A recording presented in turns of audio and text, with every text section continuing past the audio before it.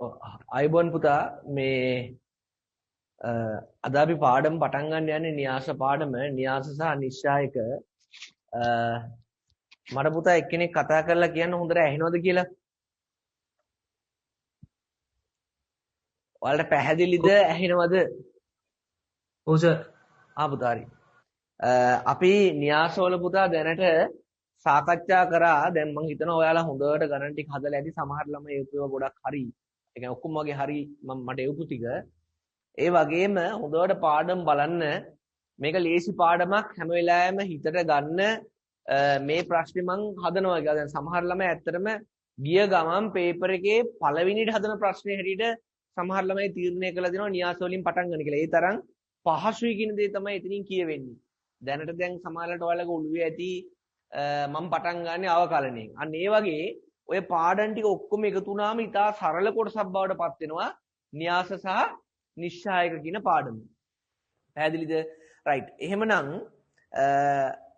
අපි අද පටන් ගනිමු එතන. ඉස්සරහට තව චූටි කොටසයි තියෙන න්‍යාස. හැබැයි ලේසි. හැබැයි මූලික ටික තමන්ගේ දැනුම තියෙන්න ඕනේ. මම එදා ඔයාලට කිව්වා ඒක හදාගන්න තියෙන ක්‍රමේ. එතකොට මතක තියාගන්න විභාගවලදී කවදාවත් අපිට මේ ව්‍යසනකාරී තත්ත්වයකදී අපිට පහසුවක් අපිට වාසියක් නෙවෙයි වෙන්නේ හැම වෙලාවෙම. පුළුවන් තරම් දැන් මේ සැරේ විභාගෙ තිබ්බා වගේ තරංකාරීත්වය වැඩි වෙනවා විෂය කරුණු ගැඹුරින් අහයි. එතකොට අපිට හේතු කී ඉඳලා හරියන්නේ නැහැ. අපි විභාගෙ ප්‍රතිඵල තමයි ලබා ගන්න ඕනි. ඒක නිසා වෙනදටත් වඩා වැඩිපුර වැඩ කරන්න වෙනවා 2021 ළමයිට. එතකොට ඒකෙදි අපි අනිවාර්යෙන් තියරි කොටස් ටිකේදී ප්‍රශ්න තියාගන්න එපා කිසිම එක කොටසකවත්. මොකද එතකොට මේවා ඉදිරියේදී අනිත් විෂයන් වලට ඒ කියන්නේ විශ්වවිද්‍යාලවලදී අධ්‍යාපනයේදී ඍජු ලෙස බලපෑම් එල්ල කරන කොටස්. සමහර ඒවා සෙමෙස්ටර් පිටින් තියෙන්නේ මේ විෂය. එතකොට න්‍යාස ගත්තම සෙමෙස්ටර් එකක් විතර ඉගෙන ගන්නවා. matrices and determinants කියලා. එතකොට ඔයාලට හොඳ දැනුමක් තිබ්බම ඉතා පහසුයි. ඒ කියන්නේ ඒ දේවල් වලටත් ඉතා පහසුවෙන් ඒ කියන්නේ විශ්වවිද්‍යාලයේදී හරි මහ ලොකුවට මහන්සි වෙන්න දෙයක් නැහැ. හරියට සබ්ජෙක්ට් එක ඇඟේ තියෙනවනම්. ඕක තමයි සරල භාෂාවෙන් කිව්වොත්. රයිට්. එහෙමනම් මම න්‍යාසවල අපි දැනට න්‍යාසයක් කියන්නේ මොකද්ද කියලා කතා කරා. න්‍යාස වර්ගීකරණය කරා. න්‍යාස හඳුනගන්න තිබ්බේ න්‍යාස ගණයෙන් කියලා කිව්වා. ඔයාලට මතක ඇති ඒ සාරාංශය හොඳට මතක කරමු. අපි කිව්වා සංඛ්‍යා පද්ධතියක් අරගෙන ඍජු කෝණාශ්‍රාකාර ආකාරයට පිළියෙල කරන්න පුළුවන් නම් අපි කිව්වා එවැනි සංඛ්‍යා පද්ධතියකට ඒ නිරූපණය කරන රටාවට කිව්වා න්‍යාසයක් කියලා. එතකොට න්‍යාස අඳුරගන්න තියෙන ක්‍රමේ තමයි එයාගේ ගණය, මානය, එහෙම නැත්නම් එයාගේ වර්ගය. එතකොට න්‍යාසයක ගණය, වර්ගය, මානය කියන එක අඳුරගන්නේ කොහොමද කියලා ඇහුවොත් තිරස් අතර ලියනවට අපි කියනවා පේලි කියලා, සිරස් අතර ලියනවට අපි කියනවා තීර කියලා. එතකොට පේලි වැඩි කිරීම තීර වලට අපි කියනවා න්‍යාසයක ගණය, එහෙම නැත්නම් න්‍යාසයක වර්ගය, එහෙම නැත්නම් න්‍යාසයක මානය කියලා. එතකොට ටයිප් එක, ඩයිමෙන්ෂන් එක, එහෙම නැත්නම් අපි කිව්වා ඒක තමයි න්‍යාසයේ, ඒ කියන්නේ අපි කතා කරොත් එයාගේ මොකද්ද න්‍යාසයේ ටයිප් එක, නැත්නම් මොකද්ද එයාගේ කයින්ඩ් එක, එහෙම නැත්නම් මොකද්ද එයාගේ ඩයිමෙන්ෂන් එක කිව්වොත් අපිට ගණනය කරන්න පුළුවන්. ඒ වගේම පේලි එකක් තියෙන න්‍යාස වලට අපි කිව්වා පේලි න්‍යාස, තීර එකක් තියෙන න්‍යාස වලට අපි කිව්වා තීර න්‍යාස කියලා. ඒ වගේම අපි කිව්වා සමචතුරස්‍රය, ඒ කියන්නේ පේලි තීරයි සමානයි නම් සමචතුරස්‍ර න්‍යාස. එතකොට විකර්ණයේ පමණක් අවයව තියෙනවා නම් අපි කිව්වා විකර්ණ න්‍යාස. එතකොට විකර්ණයේ තියෙන විකර්ණ න්‍යාසයක් වෙලා එකම අගේ විකර්ණයේ තියෙනවා නම් අපි කිව්වා අදිශ න්‍යාස කියලා. ඒ අදිශ න්‍යාසයක සියලුම අගයන්, ඒ කියන්නේ විකර්ණ න්‍යාසයේ අදිශ න්‍යාසය වෙලා ඒ අදිශ න්‍යාසයේ එක කියන අගය තියෙනවා නම් අපි කිව්වා ඒකක න්‍යාස කියලා. ඒ වගේම සියලුම තැන්වල තියෙන අවයව බිඳු වෙනවා නම් ශුන්‍ය න්‍යාස කිව්වා. එතකොට විකර්ණ න්‍යාසයක අපි කිව්වා විකර්ණයයි උඩ ත්‍රිකෝණයයි විතරක් තියෙනවා නම් උඩ ත්‍රිකෝණික න්‍යාසي. විකර්ණෙත් නැතුව උඩ ත්‍රිකෝණය විතරක් තියෙනවා නම් නීතිමතින් උඩ ත්‍රිකෝණික න්‍යාසي. විකර්ණයයි යට ත්‍රිකෝණය විතරක් තියෙනවා නම් අපි කිව්වා යට ත්‍රිකෝණික න්‍යාසය. ඒ වගේම විකර්ණෙත් නැතුව යට ත්‍රිකෝණය විතරක් තියෙනවා නම් අපි කිව්වා යට ත්‍රිකෝණික න්‍යාස කියලා. ඒ වගේම න්‍යාසයක පෙරළුම සාකච්ඡා කරා. Transpose of a matrix කියලා න්‍යාසයක පෙරළුම. ඒ කියන්නේ පේලි තීරවලට තීර පේලි වලට මාරු කරා. මේකට කියනවා අපි අතුරු මාරු කරනවා කියලා. එහෙම න්‍යාසයක ලැබෙන්නේ සලකන න්‍යාසයක් ඒනම් ඒගේ උඩින් t එක දැම්මම හරි at. ඒ කියන්නේ න්‍යාසයක පෙරළුම් න්‍යාසය. ඒ කියන්නේ පේලි තීර වෙනවා, තීර පේලි වෙනවා. තව විදිහට කිව්වොත් පේලි න්‍යාස තීර න්‍යාස වෙනවා, තීර න්‍යාස පේලි න්‍යාස වෙනවා. ඔන්න ඔය වගේ ඒවා කතා කරා. ඊට පස්සේ අපි කතා කරා කිසියම් න්‍යාසයක් එයා පෙරළුවාමත් එහෙම නැත්නම් පෙරළුම් න්‍යාසය ගත්තමත් මුල් න්‍යාසයටම සමානයි. එතකොට අපි කියනවා ඒකට සමමිතික න්‍යාස කියලා. ඒ කියන්නේ A සමානයි AT. ඒ කියන්නේ න්‍යාසය පෙරළලා බලනවා. ඒත් ඒ වගේමයි. හරියට අර කිසිම කෙනෙක් අර දැන් හොල්මන් වල මූණ විතරනේ දකින්න හැමෝම නේද? දකින්න කට්ටිය. එතකොට මේ අර එයාගේ මේ ඔළුව මේ පැත්තක් පේන්නේ නැහැ. එකම පැත්ත මෙහෙම. ඒ වගේ අර න්‍යාසයක් පෙරළලා බැලුවත් ඒ විදියමයි. ඒ කියන්නේ එයා තේරෙනවා අර ඒ මුල් එක්කෙනා නේද මේ ඉන්නේ කියලා.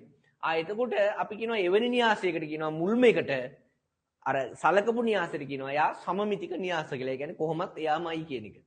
ඊට පස්සේ ඒ වරක් ඍණ AT වුණා නම් ඒ සමානයි ඍණ AT වුණා නම් ඒ කියන්නේ අරයම තමයි. හැබැයි ප්‍රශ්නේ තියෙන්නේ ඍණ ලකුණකින්. ඒ කියන්නේ කුටික වෙලා. ඍණ ලකුණකින් වැඩි කරාම තමයි මුල් එකට එන්නේ. එතකොට අපි කිව්වා කුටික සමමිතික න්‍යාස කියලා. ස්කූ සිමෙට්‍රික් මේට්‍රික්ස් කියලා. එතකොට ඔය ටිකට අපි සාකච්ඡා කරා. ඊට පස්සේ අපි එදා සාකච්ඡා කරා න්‍යාස දෙකක් සමාන වෙන්න මොකද්ද තියෙන්න ඕනේ අවශ්‍යතාවය? න්‍යාස දෙකක් ඒ වගේම ಗುಣ වෙන්න තියෙන්නේ මොකද්ද? කොහොමද න්‍යාස එකතු කරන්නේ කොහොමද? වැඩි කරන්නේ කොහොමද? න්‍යාස අඩු කරන්නේ කොහොමද? න්‍යාස දෙකක් සමාන වෙනවා නම් මොකද වෙන්නේ? ওই ටික ලස්සන නෝට් එකට දාලා ඇති. ඒ කියන්නේ අපි කිව්වා න්‍යාස දෙකක් සමාන වෙන්න පුළුවන් වෙන්නේ එකම ටයිප් එකේ න්‍යාස විතරමයි. ඒ වගේම ඒ තියෙන අවයවයේ තියෙන පිහිටීම තියෙනනේ අනුරූප ස්ථානේ. ඒ තැන් ටික වෙන වෙනම තමයි සමාන වෙන්නේ. ඊට පස්සේ අපි කතා කරා න්‍යාස එකතු කරද්දී අර විදියමයි. ඒත් එකම ටයිප් එකේ විතරයි එකතු වෙන්නේ. ඒ වගේම න්‍යාස අඩු කරද්දී එකම ටයිප් එකේම නැත්නම් එකම ගණේ න්‍යාස තමයි අඩු කරන්න පුළුවන් වෙන්නේ. එතකොට ಗುಣ කරද්දී එදා අපි බොහොම සීරුවෙන් ඉගෙන ගත්තා. මොකද ඒක සියුම්ම ඉගෙන ගත්තා. වැඩි කරද්දී මං කිව්වා ඔයාලට න්‍යාස ಗುಣ කරද්දී මෙන්න මෙහෙම දෙයක් ඔතන අනුගමනය කරන්න ඕනි කියලා. මං කිව්වා න්‍යාසයක මොකද්ද කිව්වේ? න්‍යාසයක මෙතන වැඩි කරා නම් A වැඩි කිරීම B කියලා මොන හරි හිතන්නකෝ ඒ සිම්පල් A වැඩි කිරීම B කියලා. එතකොට මේ න්‍යාසයේ ටයිප් එක තමයි A by B කියන්නේ. ඊළඟ වැඩි කරන න්‍යාසය ඉතා වැදගත්. එයා අනිවාර්යෙන් B ගෙන් පටන් ගන්න ඕනි. වෙන අකුරකින් ඉවර වුණා කියලා හිතන්න. C ගෙන්. එතකොට B වැඩි කිරීම C. මෙන්න මෙතන මේ තැන් දෙකේම පුතා B තියෙනවා නම් කිසි ගැටලුවක් නැහැ. B අකුර තියෙන නිසා අපිට මේක වැඩි කරන්නත් පුළුවන් ලස්සනට. ඒ වගේම අවසාන උත්තරේ එන විදියත් අපිට කියන්න පුළුවන්. අවසාන උත්තරේ මොනවා වෙනවද? අවසාන උත්තරේ එන්නේ මෙන්න මෙතන මේ කියන A එකයි මෙන්න මෙතන මේ කියන C එකයි. එතකොට අවසාන එනවා A වැඩි කිරීම C කියලා න්‍යාසයේ ටයිප් එක. මේක හොඳට හිතට ගන්න. මෙහෙම තමයි වැඩි කරන්නේ. මෙහෙම තමයි ඉගෙන ගන්න. රයිට්. එතකොට එහෙම නොවන අවස්ථාවක් කවදාවත් අපිට හදාගන්න පුළුවන්ද කියලා ළමයෙක් ඇහුවොත් එහෙම කරන්න බෑ. එතකොට න්‍යාස පුතා ಗುಣ කරද්දී වෙනදා වගේ බෑ අපිට රිසිසේ ඒක වැඩි කරන්න. එහෙම බෑ සාමාන්‍ය අදිශ ඉලක්කම් වගේ දෙවරක් 3 වැඩි කරාම 6යි, 3 වරක් 2 වැඩි කරාම 6යි. ඒ වගේ බෑ න්‍යාස වැඩි කරන්න. එතකොට න්‍යාසවල අපි කියනවා හැම වෙලාවෙම AB වැඩි කිරීම BAට හැම වෙලාවෙම සමාන වෙන්නේ නැහැ. විශේෂ අවස්ථා දෙකක් තියෙනවා සමාන වෙන. ඊට හැරෙන්න සම්ප්‍රදානුකූලව සමාන වෙන්නේ නැහැ. මොකද ඒ වගේ ටයිප් වෙනස් වෙන්න පුළුවන්. බැරි වෙලාවත් මෙයා මේ දෙන්න මාරු කරගත්තා කියලා ඔයාලා උපකල්පනය කරගන්න මොහොතක් හිතන්න. මේ න්‍යාසය කැපිටල් A කියලා ගත්තනම් මේ න්‍යාසය ඔයාලා ගන්නවා කැපිටල් B කියලා පුතා. මට මොහොතක් කල්පනා කරලා කියන්න ඔය අපි ගත්තේ A වැඩි කිරීම B කියන එකනේ. අපි මොහොතක් බලමු B වැඩි කිරීම A වුණා නම් මොකද වෙන්නේ කියලා. B වැඩි කිරීම A වුණා නම් මොකද වෙන්නේ? B න්‍යාසය අපි ওই විදියටම ලියනවා. ඔව්. B කියන්නේ අරක. ඒ කියන්නේ b වැඩි කිරීම c. හරි. ඒ වගේමයි ඊළඟට අපි ලියනවා මෙන්න මේ a න්‍යාසය. a න්‍යාසයේ ටයිප් එක තමයි a වැඩි කිරීම b. දැන් හොඳට කල්පනා කරන්න මේ තැන් දෙකේ මොකද වෙලා තියෙන්නේ? මෙතන c මෙතන a. c a කියන්නේ මොකද වෙලා තියෙන්නේ? අගයන් දෙකක්. ඒ කියන්නේ මේ දෙක අසමාන වෙලා. අසමාන වෙච්ච නිසා අවසාන උත්තරේ හැටියට b කියලා එන්නේ නැහැ. ඒක වැරදි. එතකොට මේක ඇත්තටම කිව්වොත් මේක ಗುಣ කරන්න බෑ. මේක ප්‍රශ්නයක්. ඒක නිසා තමයි අපි කියන්නේ න්‍යාසයක AB සහ BA. ඔන්න ඔහොම අපි තියෙන දෙන්නෙක් මාරු වෙලා ලියනවට කියනවා න්‍යාසයක අපි කියනවා සාමාන්‍ය දෛශික සාමාන්‍ය අපි නිරූපණය කරොත් කුලක වගේ අංකනවල ගත්තම අපි සාමාන්‍ය A මේල B B මේල A දෛශිකය අපි ගත්තොත් A ධන B දෛශිකය B ධන A දෛශිකය මොකක්ද අපි කියන රටාවේ කියන වචනෙට න්‍යාදේශනේ අර ඒක නිසා අපි කියනවා මේ න්‍යාදේශකරණයේදී න්‍යාස ඒ කියන්නේ වැඩි කිරීම යටතේ න්‍යාදේශයේදී මේ AB BA වෙද්දින් මෙන්න මෙතනදී මේවා හැම එකක්ම ඔට්ටු වෙන්නේ නැහැ. ඒ කියන්නේ හැම න්‍යාසයක්ම අපිට ඕන විදියට හිතන විදියට A වැඩි කිරීම B වැඩි කිරීම A වෙන්නේ නැහැ කියන දේ තමයි තහවුරු කරගන්න ඕනි. ඒක අපි ලියලත් ඒ වගේම හිතරත් ගන්න ඕනි. මේක තමයි ක්‍රමය කියලා. රයිට්. එහෙනම් උන උතනත් එක්ක වැඩි කිරීම හරිනේ. එදා මං හිතන්නේ ඔයාලට මං ටියුට් එකේ මාක් කරා ගණන් ටික. ඒ ටිකෙත් අපි හැදුවා. දැන් අපි අද එනවා අලුත් කොටසකට. මං හිතනවා ඔක්කොම කලින් කොටස් ටික හොඳට බලලා ඇති කියලා. අපි එතන එන්න කලින් අපි නිශ්චායක කැලලත් පොඩ්ඩක් ඉගෙන ගනිමු. නිශ්චායක කියන්නේ මොනවාද? දැන් මාතෘකාව ලියලා තිබ්බා න්‍යාස සහ නිශ්චායක කියලා. නිශ්චායක අපි මෙතන ඉගෙන ගන්න පෙර ඔයාලට මතක ඇති ඔයාලා 12 වසරට ඉස්කෝලේ ඉස්සෙල්ලාම ආපු දවස් හිතන්න. එතකොට ඔයාලා ඉගෙන ගන්න නැද්ද ඛණ්ඩාංක ජ්‍යාමිතිය අර ලක්ෂ දෙකක් අතර දුර දිග ගත්තා. ලක්ෂ 3ක් දුන්නාම ත්‍රිකෝණයක ක්ෂේත්‍රඵලය ගත්ත ක්‍රමය මතකද ඔයාලට? මොකද්ද ත්‍රිකෝණයක ක්ෂේත්‍රඵලය ගත්ත ක්‍රමය? ත්‍රිකෝණයක ක්ෂේත්‍රඵලය ගද්දින් ඔයාලට මතකද ඔයාලා මෙන්න මෙහෙම දෙයක් කරා ඒ හරිය. හොඳට බලන්න. ඔයාලට ලක්ෂ 3ක් දෙනවා මෙහෙම A 1 2 B 2 3 C 1 ඍණ 1 ඔන්න ඔය ලක්ෂ 3 ඔයාලට දුන්නාට පස්සේ ඔයාලට කියනවා මෙන්න මේ ABC ත්‍රිකෝණේ ක්ෂේත්‍රඵලය ABC ත්‍රිකෝණේ ක්ෂේත්‍රඵලය සොයන්න කිව්වොත් ඔයාලා කරපු විදිය මතකද ඔයාලට? මොකද්ද කරේ? භාගය කියලා ලිව්වා. මෙන්න මෙහෙම ලකුණක් දැම්ම කියලා මතකද කියන්නකෝ මට? මෙහෙම ලකුණක් ඔයාලා දාලා x කණ්ඩාංක ටික වෙනම ලිව්වා. y කණ්ඩාංක ටික වෙනම ලිව්වා. y කණ්ඩාංක ටික වෙනම ලිව්වා. ඊට පස්සේ මෙතන එකේවා තුනක් දැම්මා. මේක ධන, මේක ඍණ, මේක ධන කියලා දැම්මා. ඔන්න ඔය විදියට ඔයාලා ලිව්ව මතකයි නේද? මම මේක සුළු කරන්න යන්නේ නැහැ. මේකට කිව්වේ අපි ලොකු මාපාංක ලකුණු කියලා නෙවෙයි. මේකට කිව්වේ මොනවා කියලාද? නිශ්චායක ලකුණ කියලා.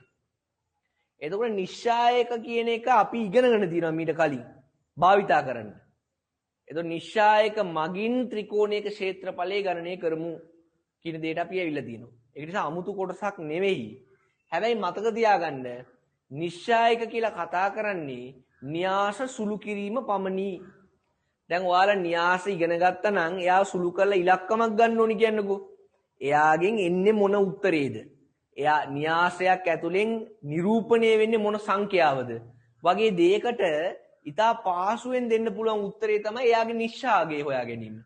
නිශ්චායකය කියන්නේ එයාගේ නිශ්චායකය අරගෙන ඒක සුළු කරලා ගන්න ආගයට අපි කියනවා නිශ්චායකය කියලා. නිශ්චායකයට අපි ඉංග්‍රීසියෙන් කියන්නේ ඩිටර්මිනන්ට් කියලා. ඩිටර්මිනන්ට් කියන්නේ අපි නිශ්චායක වලට. ඒක නිසා අපි ඔකට කෙටියෙන් කියනවා ඩිටර්මිනන්ට් නේ. ඩිටර්මිනන්ට් කියලා ලිව්වම මෙහෙමනේ. ඩිටර්මිනන්ට් එන නිසා මෙන්න මේ DET කියන එක කෙටියෙන් ගන්නවා. එතකොට මොකද්ද? එතකොට එනවා අපිට ඩෙට් කියලා. අපි මෙන්න මේ න්‍යාසයක මෙන්න මේ පළවෙනි එක න්‍යාස කියලා හිතන්න ඔයාලා. න්‍යාසෙ මොකද්ද? න්‍යාසෙ තමයි 1 2 1 2 3 1 1 1 1. මෙන්න මේ න්‍යාසේ නිශ්ශාගය. ඒකට කියනවා det a කියලා. det a අගය. det a අගය. පැහැදිලිද? ඔන්න ඕකට තමයි අපි කියන්නේ det a අගය කියලා. හොඳට මතක තියාගන්න. ඕක අපි සාමාන්‍ය det a කියලා දානවා. එහෙම නැත්තම් සාමාන්‍ය අපි දානවා a ලියලා යාගේ මාපාංකය කියලා. ඒ කියන්නේ ඔතනින් අගයක් කියවෙන්නේ. ඒක අපි නෝට් එකට ගමු. තාම අපි පටන් ගත්තා නෙවෙයි. නිකන් ඔයාලා නිශ්චායක කියන වචනේ සරල තේරුම ඔළුවට දැම්මා. පැහැදිලිද? රයිට්. එහෙනම් අපි අද ලියමු පොඩි වචන කීපයක් තියෙන්නේ. නිශ්චායක දාලා මගේ අරමුණ තමයි ප්‍රතිලෝම න්‍යාසෙටම. ඒතකොට කවුරු හරි කෙනෙක් ඇහුවොත් ප්‍රතිලෝම න්‍යාසය කරද්දී නිශ්චායක කරන්න ඕනේ නැහැ. ප්‍රතිලෝමයට යම් කියලා කිව්වොත් ඒක මේ නිකන් අවකලනය කරන්න නැතුව අනුකලනය කරනවා වගේ වැඩක්. ඒක නිකන් අනුකලනය කරන්න නැතුව ගුරුත්ව කේන්ද්‍රයේ ගානක් හදනවා වගේ වැඩක්. ඒතර ඔයාලා දන්නවා අනුකලනය කරන්න නැතුව ගුරුත්ව කේන්ද්‍රයේ ගානක් හදන්න ගියොත් මොකද වෙන්නේ කියලා. ඒක නිසා ඊටා වැදගත් නිශ්චය කියන්නේ පොඩි නෝට් එකක් ලොකු දෙයක් නෙමෙයි තියෙන්නේ. අගයක් හොයා ගැනීම විතරයි. ඒක නිසා අපි ලියමු මෙතන ඇත්තටම නිශ්චය අගය ගන්නදී ඔයාලා මතක ඇති මේ ධන එක තියාගෙන ඔයාලා මේ ටික අයින් කරලා මේ තීරය අයින් කරලා මේ දෙන්න වැඩි කරලා අඩු කරා මතකද ඒ සුළු කිරීම. අන්න ඒ සුළු කිරීම තමයි මෙතන අපේක්ෂා කරන්නේ. ඒක අපි ගණනය කරමු. ඒකට හරියනවා. ලියන්න ඔතන අද ප්‍රධාන මාතෘකාව නිශ්චායක ලොකු මාතෘකාවක් නෙවෙයි. ටික ඊළඟ අර හඳුන්වා දීම. ලියමු නිශ්චායක කියලා ලියන්න.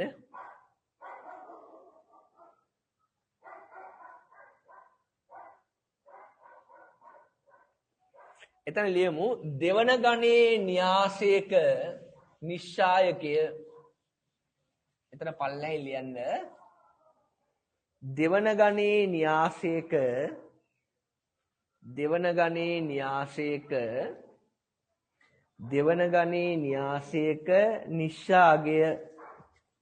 නිශ්චායකය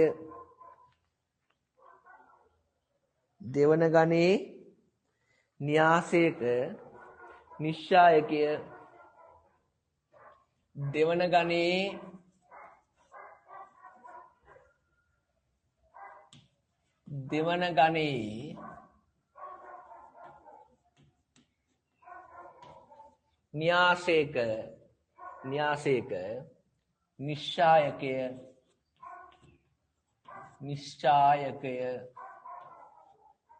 නිශ්චායකය දෙවන ගණේ න්‍යාසයක නිශ්චායකය.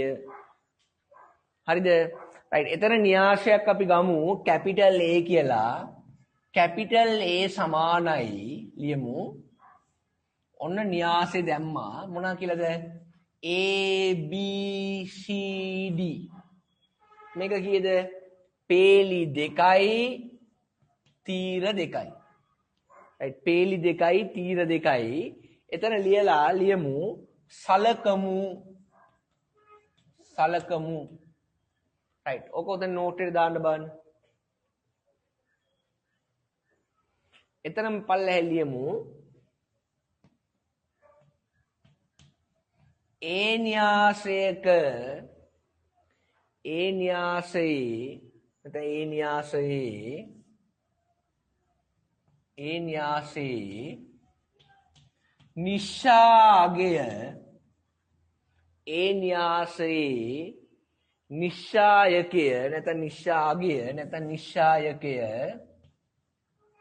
නිශ්චායකය det a හෙවත් මාපාංක a. det a හෙවත් මාපාංක a සංකේතවත් කරන අතර ලියන්න සංකේතවත් කරන අතර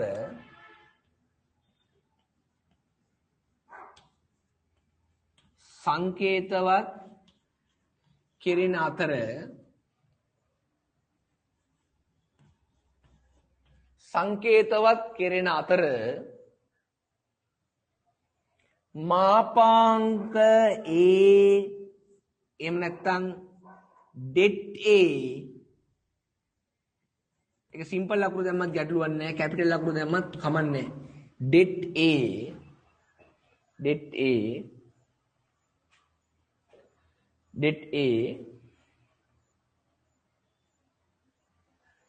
ලියන්න det A මෙන්න මේකට අර ඔයාලගේ වචනෙන් කිව්ව මාපාංක ලකුණක් වගේ එකක් මාපාංක ලකුණු නෙවෙයි හොඳේ ඔන්න ඔහම ලියන්න මාපාංක නෙවෙයි නිශ්ශාගේ AB CD ලෙස දක්වයි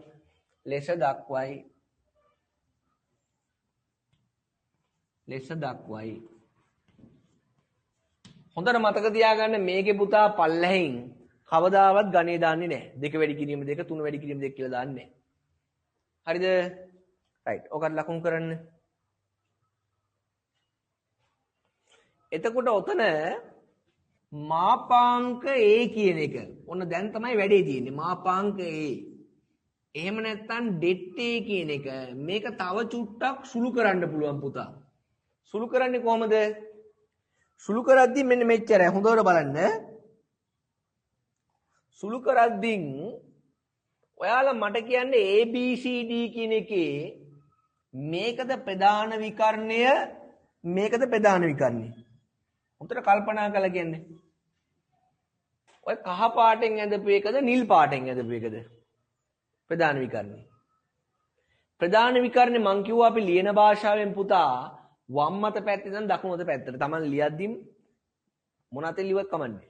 වමෙන් දකුණෙන් මොන අතෙන් ලිව්වක් කමන්නේ. වම් අත පැත්තෙන් දකුණු අත පැත්තට අඳින එකට අපි කියන්නේ ප්‍රධාන විකර්ණය. දකුණු අත පැත්තෙන් වම් අත පැත්තට අඳින එකට කියන්නේ ද්විතීක විකර්ණය.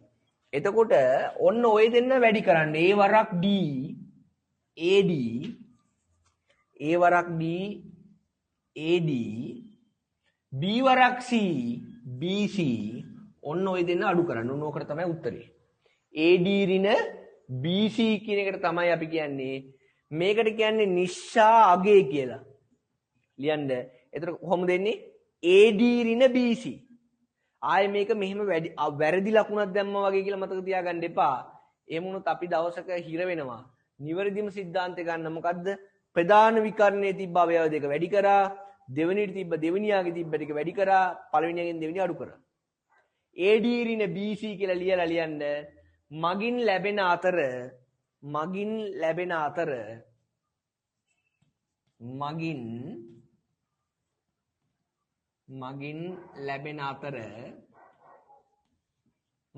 අතර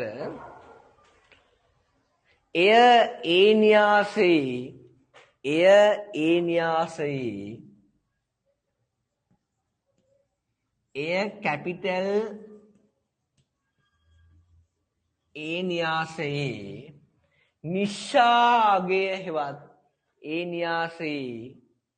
න්‍යාසයේ නිශ්ශායකේ අගය වේ ඒ න්‍යාසයේ නිශ්ශායකේ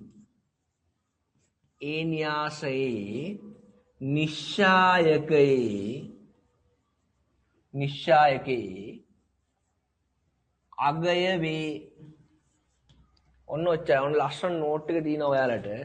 මේකට කියනවා මොනා කියලාද? මොනා කියලාද එතන කියන්නේ? එය කැපිටල් A න්‍යාසයේ නිශ්ශායකේ අගය වේ කියලා කියනවා. රයිට්. ඔතෙන්ට ආවනම් වැඩි හරි. රයිට්. ඔය ටික හොඳට නෝට් එකට ගන්න. එතකොට හරි.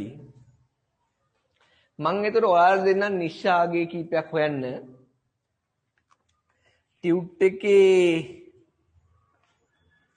අපි නිශ්ශාගයේ කීපයක් හොයලා ඉමු. වැඩි කිරීම වල කරා නේද? රයිට්. ටියුට් එකේ ගන්න 31 1 2 3 4 ගණන් හතරම දැන් හරියට දාගන්න. 31 1 2 3 4 දැන් ටක් ගාලා ඔයාලා හදන්න. මාත් හදනවා ඒත් එක්කම. 31 වෙනි ගානේ රෝමාංක 1 2 3 4 ටක් ගාලා හදන්න. ඕකට පොඩි වෙලාවක් යන්නේ.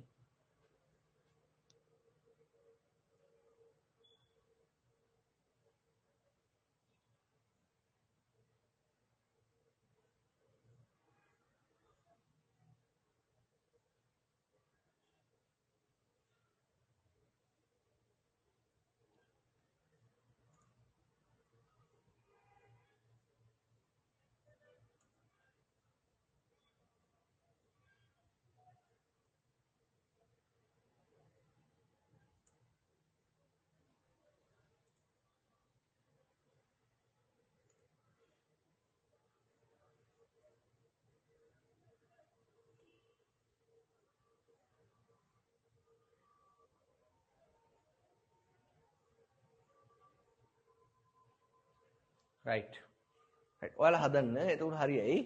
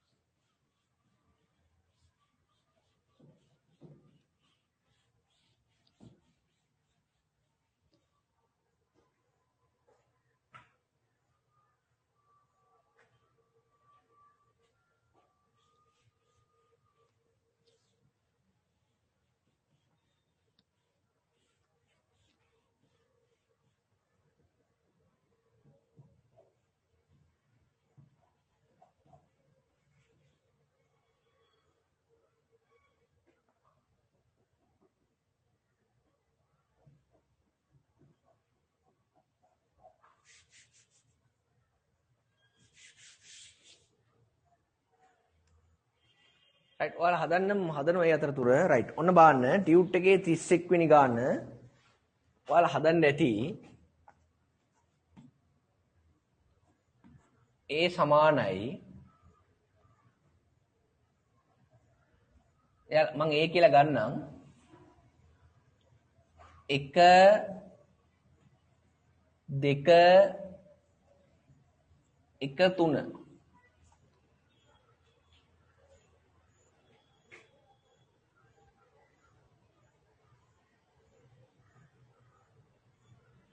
හරිද? right. ඕන ළමයෙකුට ප්‍රශ්නයක් අහන්න පුළුවන් ඔය උගන්න අතරතුර. හොඳේ. මේ එතකොට මේ හරිය මෙහෙම මේක මෙහෙම ගත්තම හොඳට බලන්න. මට කියන්න මේකේ det a අගේ කොහොමද ගන්නෙ? මේ පෙදාන දෙන්න වැඩි කරන්න. 1 වරක් 3 3යි. 1 වරක් 2 2යි. 3ෙන් 2ක් අඩු නම් උත්තරේ 1යි. ඕක උත්තරේ. ඕක ආවනම් හරියට දාගන්න. හරිද? ඊට පස්සේ එකට අපි මං B කියලා ගන්න ලකුණු කරන්න නිශ්චයකේ. කීයද? 1 ඍණ 1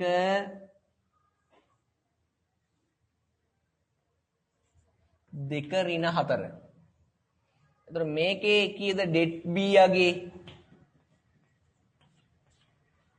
det B යගේ සමානයි 1 වරක් ඍණ 4 ඍණ 4යි දෙවරක් ඍණ 1 ඍණ 2යි. නමුත් අපි අඩු කරනවා. එතකොට ඍණ 4 ධන 2 උත්තරේ ඍණ 2 කියලා ආවනම් හරි. පරිස්සමෙන් ගන්න ඍණ 2යි කියලා එන්න ඕනේ. හරිද? ඍණ 2යි කියලා එන්න ඕනේ. right. තුන්වෙනි ආගේ. තුන්වෙනි එකට යා C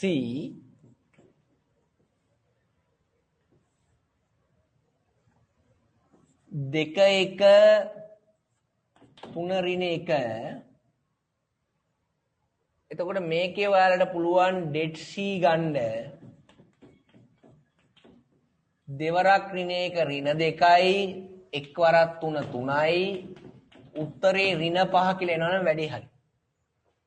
උත්තරේ ඍණ 5 කියලා එනවනම් හරි. අතන ඍණ දෙවරක් ඍණ 3 මේ පැත්තේ අඩු වෙනවා. ඍණ දෙවරක් ඍණ 3. ඍණ දෙවරක් ඍණ 3. එතකොට ලස්සනට උත්තරේ එනවා.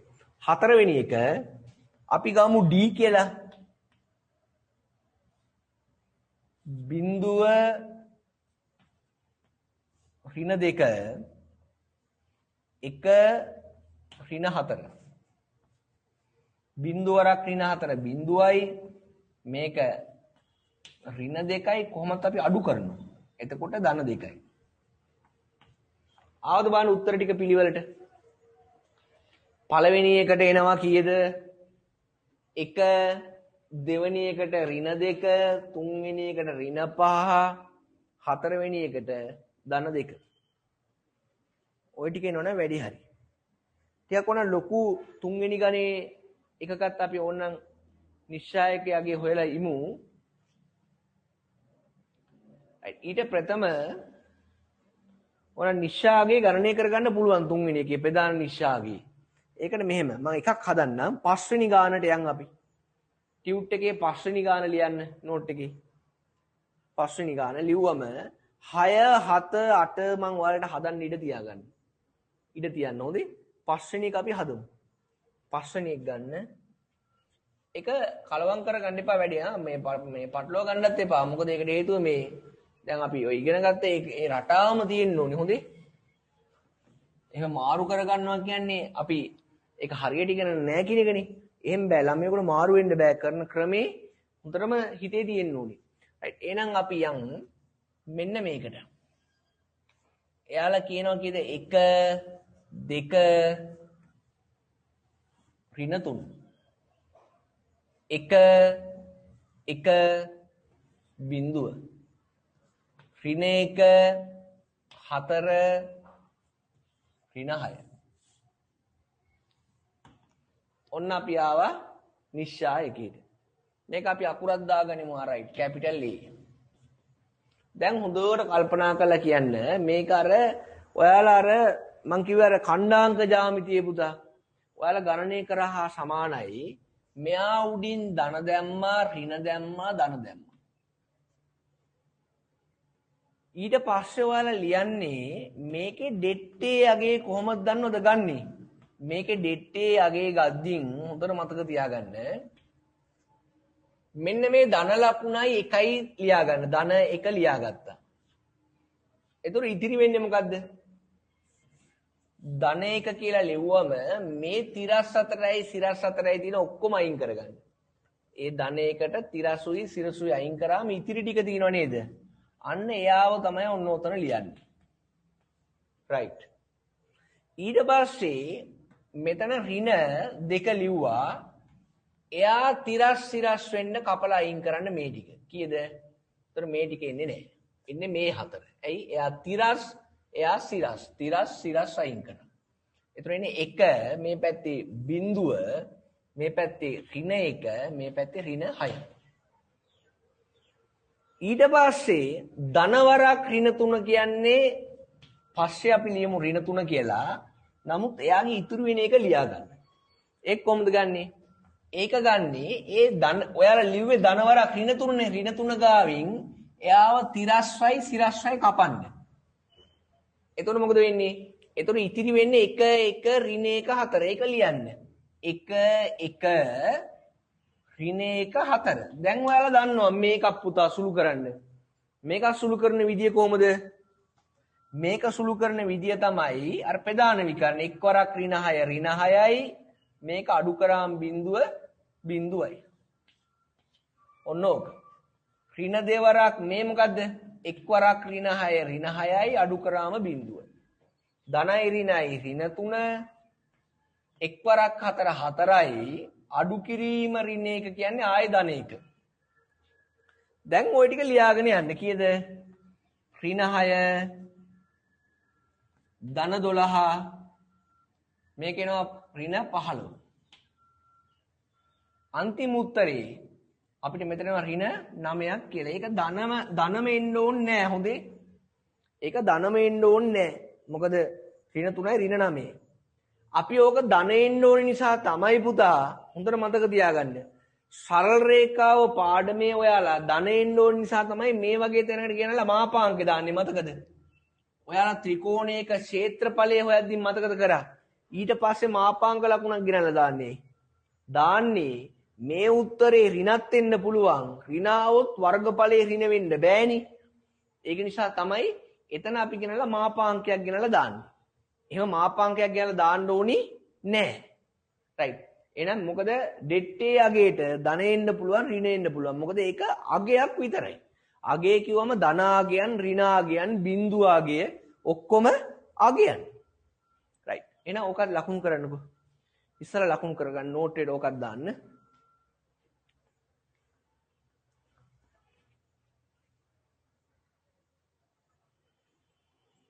එතන ගණන් කීපයක් තියෙනවා. ඒ ටිකත් ඔයාලට හදාගන්න පුළුවන්.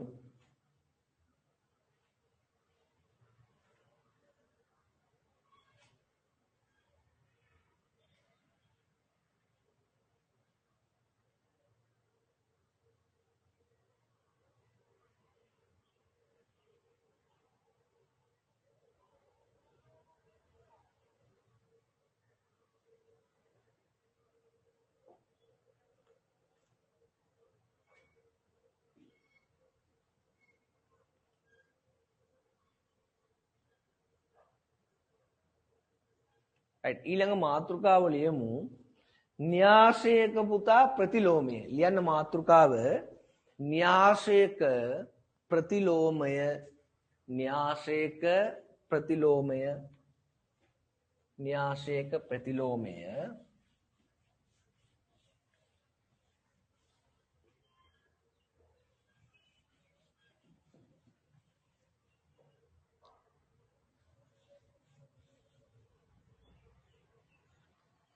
අර කියමනක් තියෙනවනේ පුතා ගහයට වැයි 10 කියලා නේද? අපි වැස්සක් එද්දී වැස්සෙන් බේරෙන්න සමහරු ගස් යටට දුවනවා නේද? ඉතින් ගහයට වැස්සවල් කීයද 10ක් තියෙනවනේ නේද? වැස්සවල් කීයක් කියනවද? වැස් ඒ කියන්නේ වැස්සවල් ගොඩක් තියෙනනේ කියන්නේ. දැන් අතන කෙලින් එක වැස්සයි 10 යටට බේරෙන්න යන එක්කෙනාට වැහි කීයද? ඔව් ඔයාලා දන්නවා. අත්ෙන් අතට ඊට පස්සේ ගහෙන් ගහෙන් කොලෙන් කොලේ පීරි පීරි වෙනවා. ඊට වඩා ලොකු මහා තෙමෙන්න වෙනවා 10ට යන එක්කෙනාට. මොකද මේ ඒ වගේ අපි හරියට යමක් එක දිගට කරගෙන යන්න ඕනේ. ඒක තමයි කෙරෙන්න ඕනි දේ. නැතුව ඒකෙමුත් කොටසයි මේකෙමුත් කොටසයි එහෙම ගියොත් ජීවිතේ ඇත්තටම ඒ කියන්නේ අඩු වයසකින් තැනකට එන්න බැරි වෙනවා. දැන් සමහර ළමයි බලන්න මේ සීමා කරනවා. සමහර ළමයි ලෝ ඉන්ට්‍රස්ට් කරනවා, ලෝ කරනවා. එතකොට සමහරු මේ තව ඉංජිනේරින් කරනවා. තව ICT මොන හරි කරනවා. එතකොට මොනව කරන්න? ෆීල්ඩ් 4ක්. එහෙම නෙවෙයි යන්න ඕනේ. එකම එකේ තමයි එක දිගට යන්න ඕනේ. ඊට වඩා හොඳයි ආචාර්ය උපාධියක් කරන එක. ඊට වඩා හොඳයි තව මොන හරි නැත්නම් තමන්ගේ ඒ උපාධිය කරලා මාස්ටර් උපාධිය කරලා PhD කරලා ඒකේ තව ඉස්සරහට යන එක. එතකොට අඩුම තරමේ එයා උපාධිය ගත්තාට පස්සේ මිස්ටර් වෙනවා. මාස්ටර් උපාධිය ගත්තාට පස්සේ මාස්ටර් වෙනවා. ආචාර්ය උපාධිය ගත්තාට පස්සේ ડોක්ටර් වෙනවා. ඊට පස්සේ තව ටික කාලයක් එයා මොනවා හරි පරිණත වෙලා ඒ මොනවා හරි සංකල්පයක් ඉදිරිපත් කරාට පස්සේ දාර්ශනික මතයක් ඉදිරිපත් කරාට පස්සේ එයා මහාචාර්ය වෙනවා.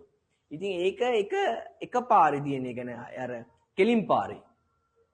අර එහෙම නැතුව මේ එකම තැන සමාන්තරව කරන්න ගියොත් තමයි අපිට කිසිම මාර්ගයක් ඒ කියන්නේ හසරක් නැති වෙලා ඒ කියන්නේ අතරමං වෙන්න සිද්ධ වෙන්නේ. ඒක නිසා හැම වෙලාවෙම මතක තියාගන්න තමන් කරන දේ ඒක වෙර මහන්සිය දරාගෙන කාගෙන යන්න ඕන ඉස්සරහට. එතකොට වැඩේ හරියනවා.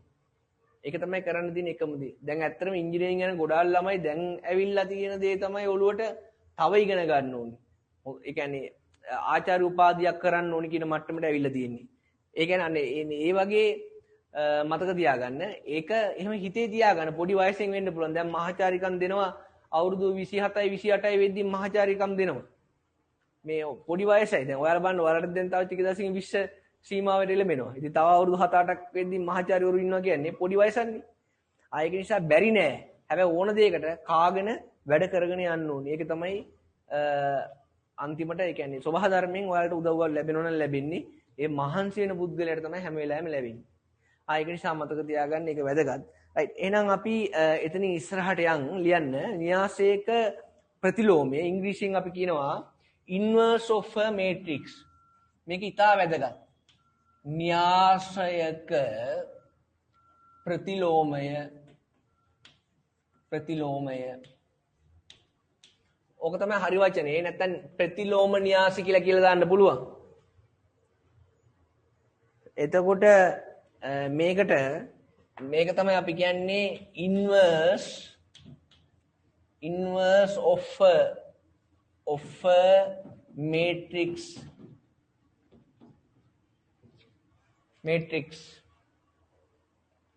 right එතන ලියන්න. එතකොට පොඩි ප්‍රශ්න කීපයක් එනවා. ඒක අපි ලියාගනිමු. මම ඒක මුලට මුලට කරේ නැත්තේ පුතා අනපූර්වයි අපූර්වයි කරන්න ඕනි. දැන් එකපාරම කියනට වඩා හොඳයි අපි මේකේ තියෙන ප්‍රශ්نين ඒක අරන් දක්වමු. නැත්නම් වචනේ හොඳම වචනේ තමයි ඇත්තටම අනපූර්ව කියන තැනින් තමයි පටන් ගන්න ඕනි. ඒක අපි ඉස්සලා ලියමු. මෙහෙම ලියන්නකෝ.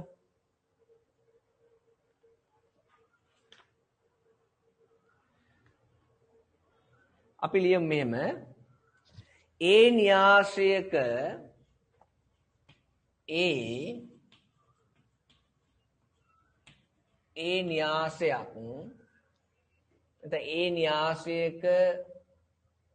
න්‍යාසයක්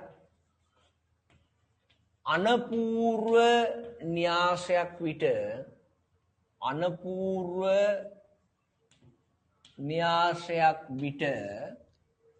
අනපූර්ව න්‍යාසයක් විට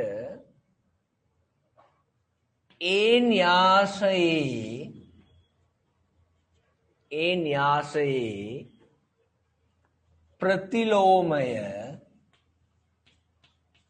ප්‍රතිලෝමය ඒ උඩින් ඉන්වර්ස් ලකුණු දානවා. ඒ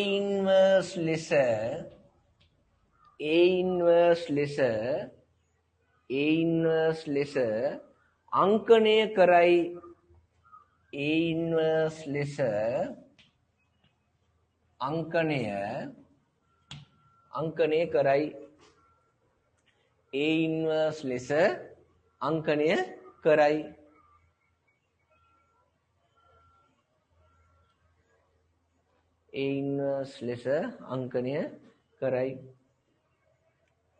right. ඊට පස්සේ අපි ඔතන ගානක් දෙකක් හදලා අපි එනවා අනුපූර්වයි මං අපූර්වයි මේ දෙකම ලකුණු අර්ථ දක්වනවා. එතන පල්ලෙහි ලියමු මෙහෙම ලියන්න. දෙවනි ගණේ න්‍යාසයක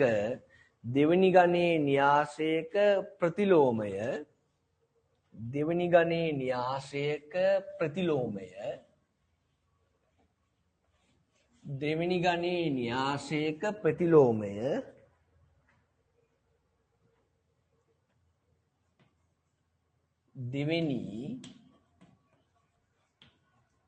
දෙවනි ගණයේ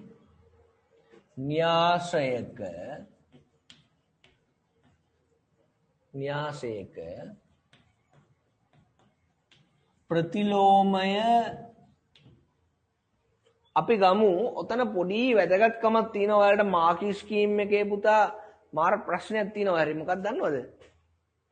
හොඳට බලන්න ගෙදරින් ඉන්නේ. හොඳට බලන්න ප්‍රශ්න පත්‍ර ටික ළඟ තියලා. ඔන්න මාකින් යන එකේ වැදගත්කම. ප්‍රශ්න පත්‍ර ටික ළඟ තියලා බලන්න.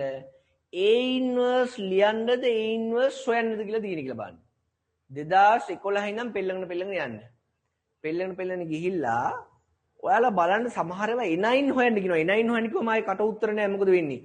උඩ අපි ඔප්පු කරපු එකකින් තමයි හදන්න ඕනේ. ඒතකොට ඒක අයින් කරන්න ගැටලුවක් නැහැ. ඒක යන විදිහටම යන්න එපේ. A9 වත් මොනවත් කියන්නේ නැතුව පල්ලෙන් දෙනවා A ඉන්වර්ස් සොයා දක්වා. A ඉන්වර්ස් ලියා දක්වා. ඉතින් අපේ ළමයි හැම වෙලාවෙම කරන්නේ A ඉන්වර්ස් ලියන්න කිව්වත් සොයන්න කිව්වත් ඔක්කොම එකයි ලියලා දාන්න.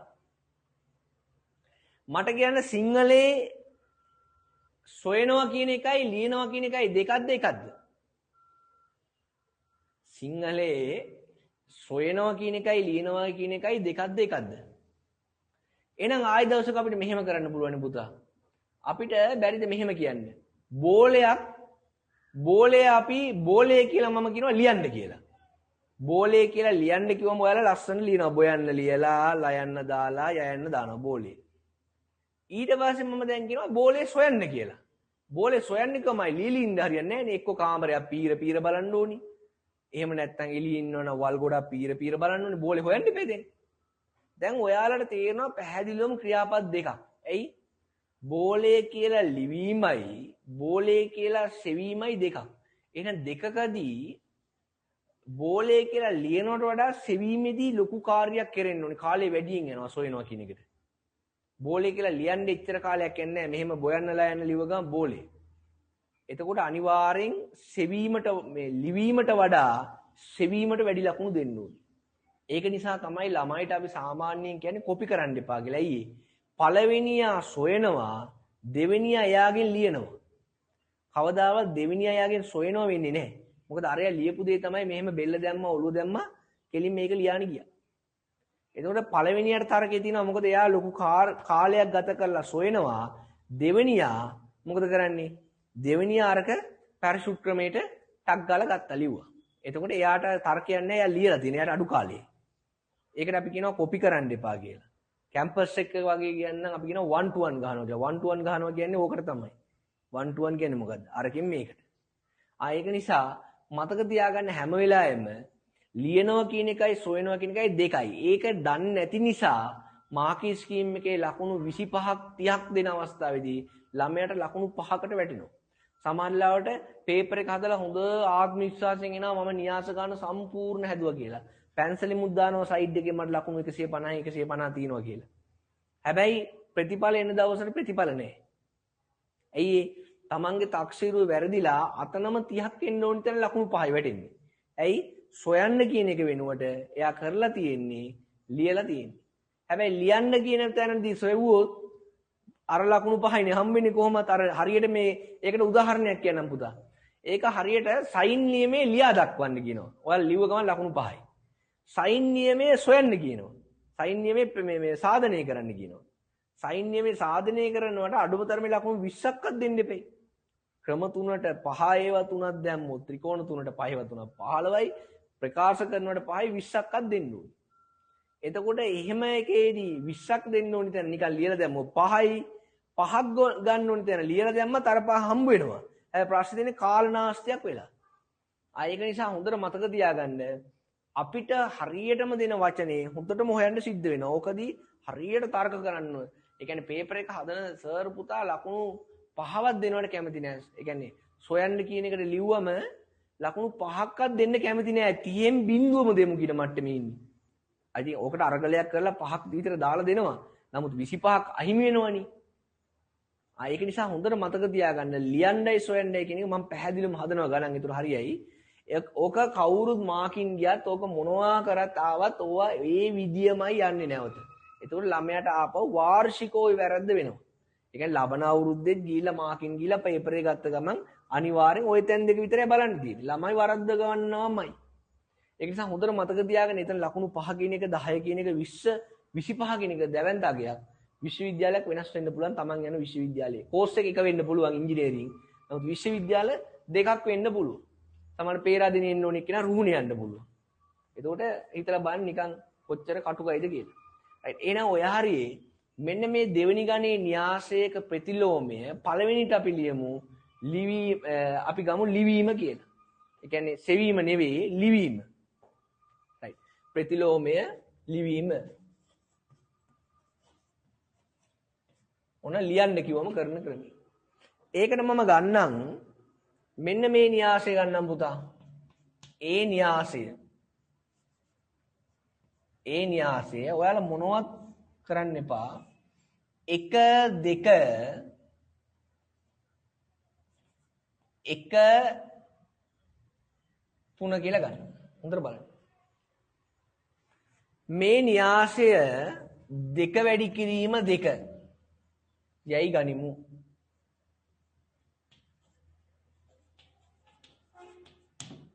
හොඳට බලන්න. පළවෙනියටම ඔයාලා කරන්න ඕනි දේ මොකක්ද දන්නවද?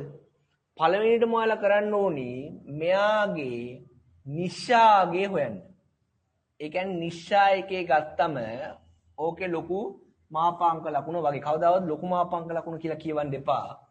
මේකට කියන්නේ නිශ්චා ලකුණ කියලා. එතකොට 1 2 1 3 දැන් මට ඕකේ ඩෙට්ටේ යගේ හොයන්න. ඩෙට්ටේ යගේ කියන්නේ මොකද්ද? මාපාංක අගේ. ඩෙට්ටේ කීයද? ඩෙට්ටේ යගේ ඉන්නේ එක්වරක් 3 3යි දෙවරක් 1 2යි. 3ෙන් 2ක් ගියාම උත්තරේ 1යි. ඔන්න ඔතෙන්ට ආවා. ඔන්න පළවෙනි පියවර පුතා කරන විදිය. ඊට පස්සේ ඕකේ කරන්න ඕනි මෙන්න මෙච්චරයි. හොඳට බලන්න. ඕකේ කරන්න ඕනි ඒ ඉන්වර්ස් එක ලියද්දී එකපාර ලියන්න පුළුවන්. එක යට ඩෙට්ටේ යගේ දාන්න ඕනේ ඔන්න ඔතෙන්ට. ඩෙට්ටේ යගේ ඔන්න ඔතෙන්ට දැම්මම හරි. ඊට පස්සේ මෙතන ඔයාලගේ මුල් න්‍යාසයේ ටිකක් වෙනස් කරගන්න ඕනේ. කොහොමද වෙනස් කරගන්නේ? වෙනස් කරගන්නේ මෙන්න මෙහෙම. හොඳට බලන්න. මේකනේ පළවෙනි න්‍යාසය. මේක තමයි මුලින් දුන්න න්‍යාසය. රයිට්. ඔය න්‍යාසයේ ප්‍රධාන විකරණයේ තියෙන අවයව දෙක හිමීට මාරු කරගන්න. අතුරු මාරු කරන. ඔයා මෙතෙන්ට එනවා මම මෙතෙන්ට එනවා. ඒ කියන්නේ 1 යනවා 3 ගාවට 3 යනවා 1 ගාවට. 3යි 1යි. රයිට්. ඊට පස්සේ ඒක අපි නෝට් එකට දාමු හිමීට. රයිට්. ඊට පස්සේ ද්විතීක විකරණේ තියෙනව නේද? ද්විතීක විකර්ණ ඉන්න දෙන්න මොනවත් කරන්න එපා, හොල්ලන්නවත් එපා. ඒ දෙන්නම තව ඍණකින් වැඩි කරන්න. දෙන්නම වැඩි කරන්න ඍණෙන්. ඍණ වරක් 2 ඍණ 2යි. ඍණ වරක් 1 ඍණ 1. දැන් ඕන්න මොකද කරේ? ඔය දෙන්න මාරු කරා. දෙට්ටේ අගය මෙතෙන්ට ආදේශ කරන්න කීයද? දෙට්ටේ ආය වලට 1යි කියලා. ඒතකොට ඒකමයි. 3 ඍණ 2 1 1 ඍණ 1. දැන් අවසානයේ ඔයාලට කියන්න පුළුවන් මොනවා කියලාද? ඔය A ඉන්වර්ස් එක තමයි කීයයි කියලාද? ඔය ආවේ ඔයාලට 3 ඍණ 2 ඍණ 1 1 කියලා ලිව්වනම් හරි. මේක තමයි ඔයාලට එන උත්තරේ. ඔන්න ඕක තමයි උත්තරේ. එතකොට ළමයෙක් අහන්න පුළුවන් ඕක අපි කොහොමද ඇත්තටම තහවුරු කරගන්නේ කියලා. තහවුරු කරගන්න ක්‍රමයක් තියෙනවා පුතා. ඔන්න ඔයාලා ගාන හැදුවම ඕක ওই විදිහට හැදුවම හරි ගාන. ඒක පියවර වශයෙන් දාමු. ඒක තහවුරු කරගන්න ක්‍රමයක් තියෙනවා. මොකද්ද? අපි හදන ගානම අපිටම බලන්න පුළුවන් හරිද වැරදිද කියලා එච්චරයි. ඒකට මොකද කරන්නේ? ඒකට තියෙනවා මෙන්න මෙහෙම ප්‍රමේයයක්. ප්‍රමේය තමයි A1යි A ඉන්වර්ස් 1යි වැඩි කරාම A1යි A ඉන්වර්ස් 1යි වැඩි කරාම උත්තරේ iට සමාන වෙන්න ඕනි. ඒ කියන්නේ මොකද්ද? A1යි A ඉන්වර්ස් 1යි වැඩි කරත් 1යි A ඉන්වර්ස් 1යි A1යි වැඩි කරත් 1යි iට සමානයි.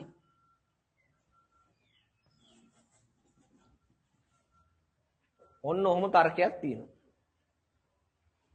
ඔතනදී අපි බලන්නේ මොකක්ද දන්නවද? ඔයාලට දුන්න A න්‍යාසේ සයිඩ් එකේ ඔතන ලියා ගන්න. කීයද? 1 2 1 3. A ඉන්වර්ස් එක ඔයාලා හොයපු එක ඔතන සයිඩ් එකේ ලියා ගන්න. 3 ඍණ 2 ඍණ 1 1 2 වැඩි කිරීම 2 2 වැඩි කිරීම 2. මට මේ දෙන්න වැඩි කරලා එන උත්තරේ කියන්න බලන්න හොඳට. දැන් ඔයාලා වැඩි කරන්න දන්නවනේ හොඳට කොහොමද? මෙයා මෙයාත් එක්ක වැඩි කරා. කීයද? 1 වරක් 3 3යි මේක ඍණ 2යි. 3ෙන් 2ක් ඍණ 2ක් ගියාම 1යි. ඊළඟ මේක 1 2 1 2 කියවම ඔය තීරුව නෙවෙයි ගන්න මේක. එතකොට ඍණ 2යි ධන 2යි බිඳුවයි. ඊළඟට 2 1 ධන 3යි ඍණ 3යි බිඳුවයි. ඊළඟට ඍණ 2යි ධන 3යි ධන 1යි. මොහොතක් කල්පනා කරලා කියන්න 1 බිඳුව බිඳුව 1 කියන්නේ මොන න්‍යාසයේද? විකර්ණ න්‍යාසයක් එකේ ඉලක්කම විතරමයි තියෙන්නේ.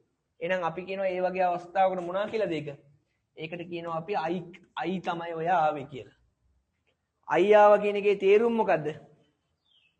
I ආව කියන එකේ තේරුම තමයි මේ න්‍යාස දෙකක් වැඩි කරලා යකින් I එනවා කියන්නේ අනිවාර්යයෙන්ම එක්කෙනෙක් එයාගේම ප්‍රතිලෝමයෙන් වැඩි කරාම තමයි I එන්නේ.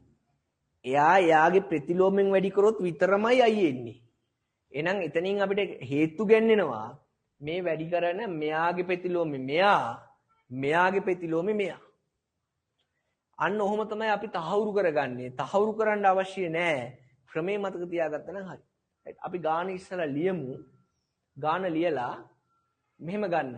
යයි ගනිමු කියලා ලියලා යයි ගනිමු කියලා ලියන්න. ඊට පස්සේ ඔයාලා ලියද්දි නෝට් එකට ගද්දින් මෙතන දාන්න අංක 1 කියලා. අංක 1 කියලා දාලා ලියන්න. නැත්නම් ඉස්සලා ගාන දාන්න මම ඊට පස්සේ නෝට් එකක් දෙන්නම්. right ඉස්සලා ගාන නෝට් එකට ගන්න ඕන ඔය විදියට. ප්‍රමේය කියලාත් මේකත් කොටු කරන්න. එතකොට මම ඔයාලට කිව්වා න්‍යාස දෙකක් පුතා වැඩි කරද්දී A වැඩි කිරීම B1යි AB1යි BA1යි සමාන නෑ කියලා. දැන් ඔන්න මං ඊට පස්සේ ඔයාලට කිව්වා අවස්ථා දෙකක් තියෙනවා. ඒ දෙක හැරුණාම අනිත් ඕන එකට ඕක වළංගුයි කියලා. අන්න ඒ අවස්ථා දෙකෙන් එකක් ආවා මොකද්ද? A1යි එයාගේ ඉන්වර්ස් එකයි. එහෙම නැත්නම් A ඉන්වර්ස් එකයි එයාවයි වැඩි කරාම එකම උත්තරේ එන්නේ. ඔන්න ඔතන සමාන වෙනවා. ඔතන සමාන වෙනවා. ආය තමයි එයා එයාගේ ශුන්‍යත් එක්ක ශුන්‍ය න්‍යාසෙත් එක්ක වැඩි කරාම ශුන්‍ය තමයි ලැබෙන්නේ. ওই දෙක විතරමයි ওই වෙනස් ප්‍රතිඵල එන්නේ. ඊට එහා මේක හැම එකකටම වළංගුයි. ඒ කියන්නේ මොකද්ද? න්‍යාස දෙකක් කවදාවත් A වැඩි කිරීම B වැඩි කිරීම A ට සමාන වෙන්නේම නැහැ. පැහැදිලිද? සමාන වෙන්න පුළුවන් අවස්ථා කීයක් තියෙන්නේ මේ තරු දැම්මේ දෙක විතරයි. අපි ඒක අවශ්‍ය තැන දාලා ගණන් කීපයක් හදුනම හරියනවා. රයිට් ඉක්මනට ලියන්න.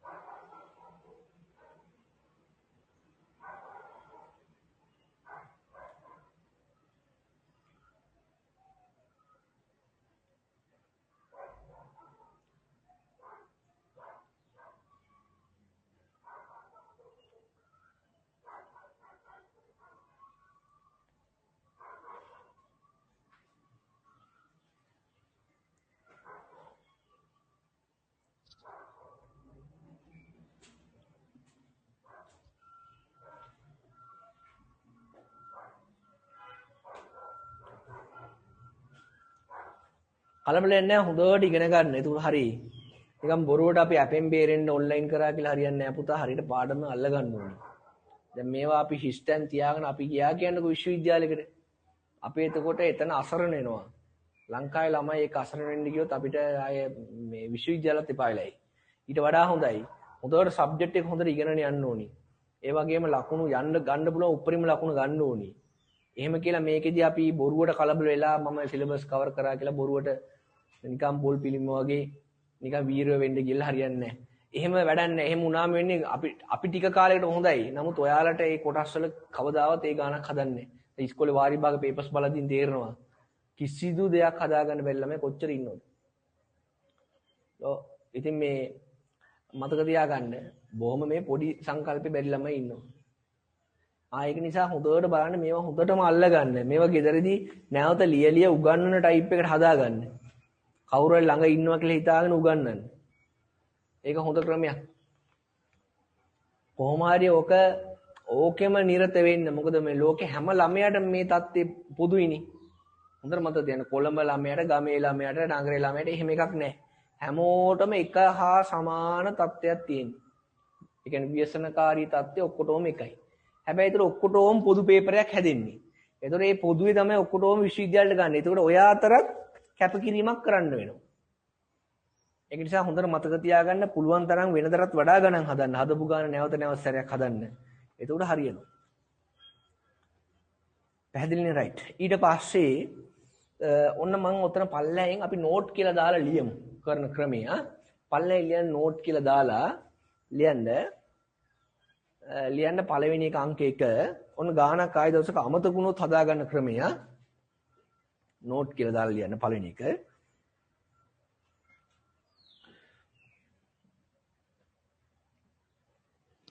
ලියන්න සලකන න්‍යාසයක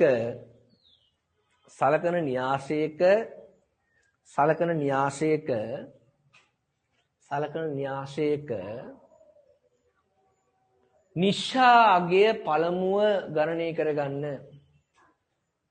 සලකන න්‍යාසයක නිශ්ශාගය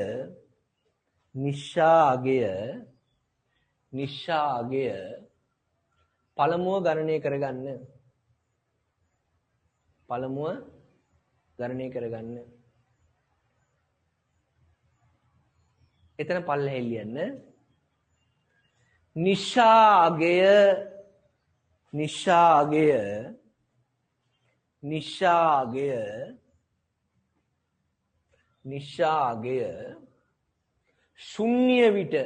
නිශ්ශාගය ශුන්‍ය විට නිශ්ශාගය පුතා බිඳුව ආවොත් එකයට බිඳුව උත්තරේ කීයද?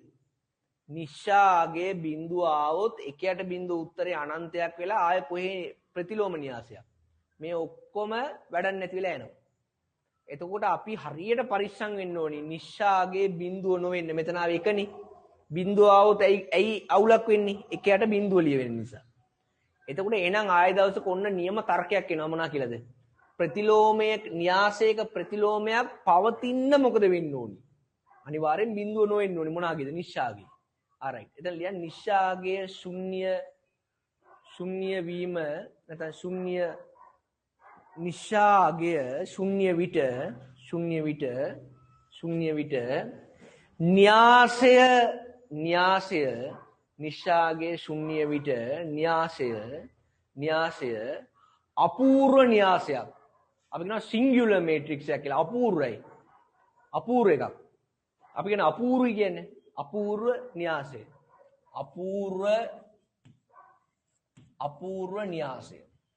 අපූර්ව න්‍යාසයක් හෙවත් අපූර්ව න්‍යාසය වරහන් ඇතුළේ යන සිංගියුලර් මේට්‍රික්ස්. Singular matrix. අපූර්ව න්‍යාසයක් ලෙසත් මෙවැනි අපූර්ව න්‍යාසයකට ප්‍රතිලෝම න්‍යාසයක් නොපෝති. මෙවැනි අපූර්ව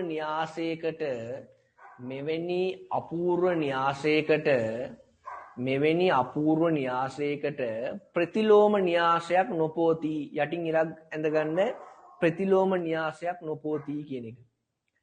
ඔන්න මතක තියාගන්න පාස් පේපර්ස් ටික පිළිවෙලට බලද්දී සමහර ප්‍රශ්න අහනවා මෙම න්‍යාසයට ප්‍රතිලෝමයක් නොපෝතින බව පෙන්වන්න කියලා. ඒතර මොනා කරන්න ඕනි? ඩෙට්ටගේ බිඳුවයි කියලා කිව්වනම් වැඩේ හරි. රයිට්. අතන පල්ලෙහෙල් ලියන්න.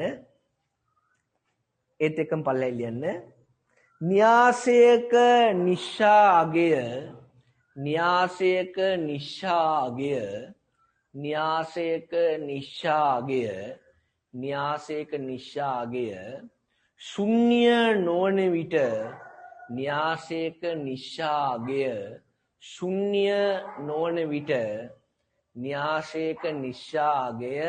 ශුන්‍ය නොවන විට මෙවැනි න්‍යාසයක්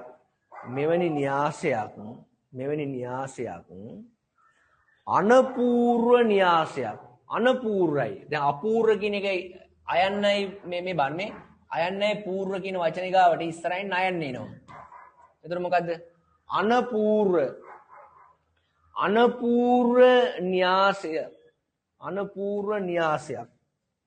අනපූර්ව න්‍යාසයක්. අපි ඉංග්‍රීසියෙන් කියනවා පුතා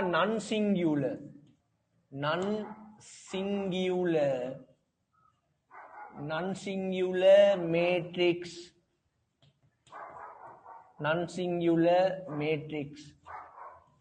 අනපූර්ව න්‍යාසයක් ලෙස හඳුන්වන අතර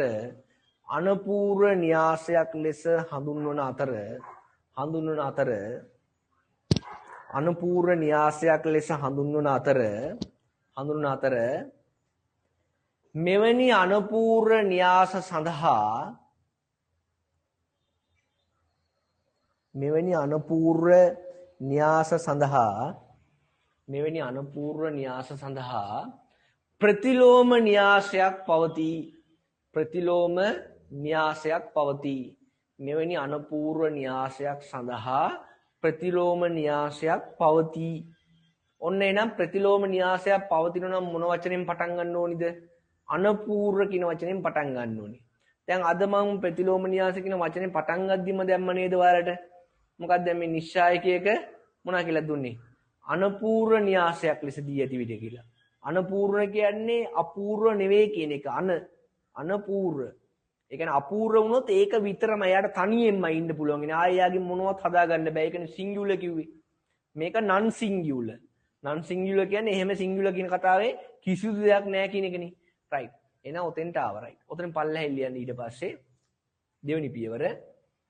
දෙවෙනි පියවර අංක 2 ලියන්න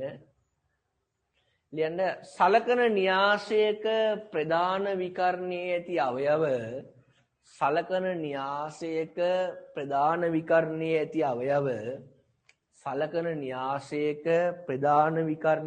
අවයව සලකන න්‍යාසයක ප්‍රධාන විකරණයේ ඇති අවයව අතුරුමාරු කිරීමෙන් සහ සලකන ප්‍රධාන විකරණයේ ඇති අවයව අතුරුමාරු කිරීමෙන් සහ සහ ද්විතීක විකරණයේ ඇති ද්විතීක විකරණයේ ඇති අවයව ද්විතීක විකරණයේ ඇති අවයව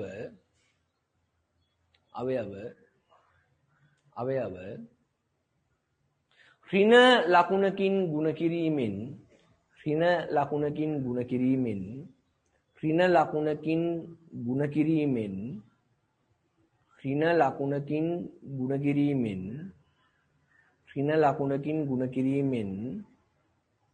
සකස් කරගන්නා න්‍යාසය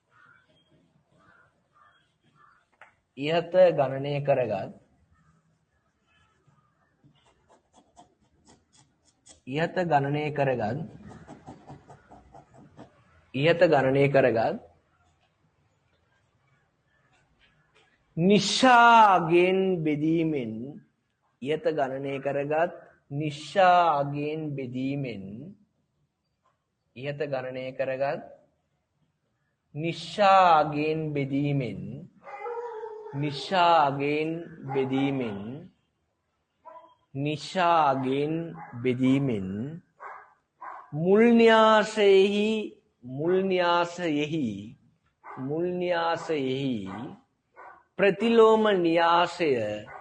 මුල් න්‍යාසයෙහි ප්‍රතිලෝම න්‍යාසය ලිවීම සිදු කර ගත හැක.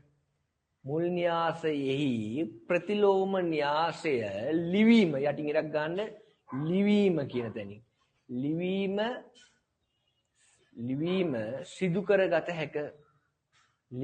සිදු කරගත හැක. හරි. දැන් කලබලයක් නැහැ. තව ගානක් යන් ওই නෝට් එක දිහා බල හදමු. ඉස්සෙල්ලා මෙහෙම. මොන මං ගානක් දෙන්න. හොඳට බලන්න. දැන් කල්පනා කරලා මට හදලා දෙන්න. මෙහෙම. අපි ගානක් හදමු. ගානක් ගමු.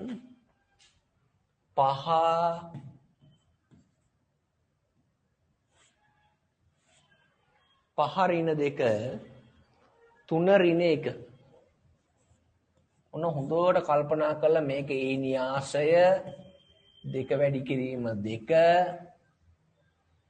මං අහන පළවෙනි ප්‍රශ්නේ තමයි 1 කැපිටල් A න්‍යාසය අපූර්ව න්‍යාසයක් වේද? අපූර්ව න්‍යාසයක් වේද? දෙවැනි එක තමයි A inverse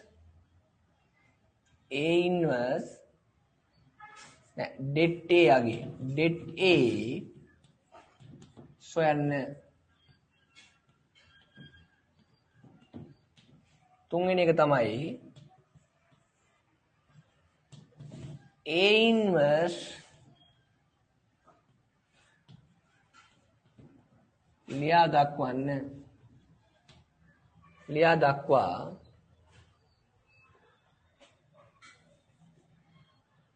දක්වා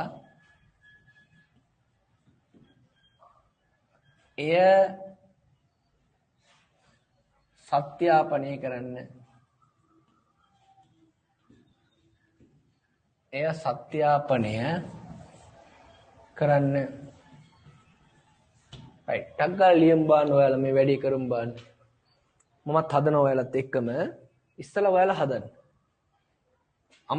අමාරුවෙන් හරි අපි පියවර 2 3ක් හරි ලියාගත්තොත් right ඉක්මනට හදන්න.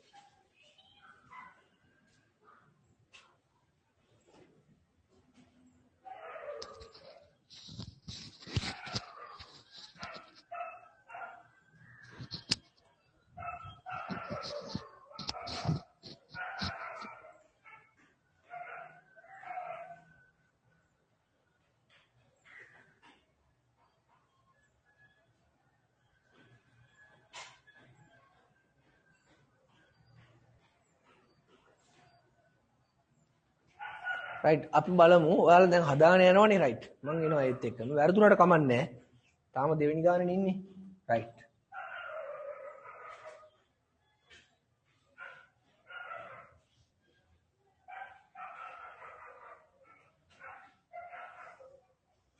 පළවෙනි ප්‍රශ්නේ තමයි පහ ඍණ 2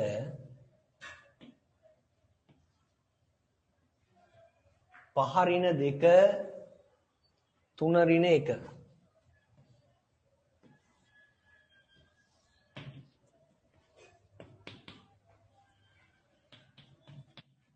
ඒ න්‍යාසය අනුපූර්වද කියලා අහනවා. ඉස්සලා මෙයාගේ නිශ්චාගය ලියන්න ওই විදියට. කීයද? 5 ඍණ 2 3 ඍණ 1.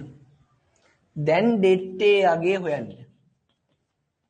දෙට්ටේ අගේ කීයද?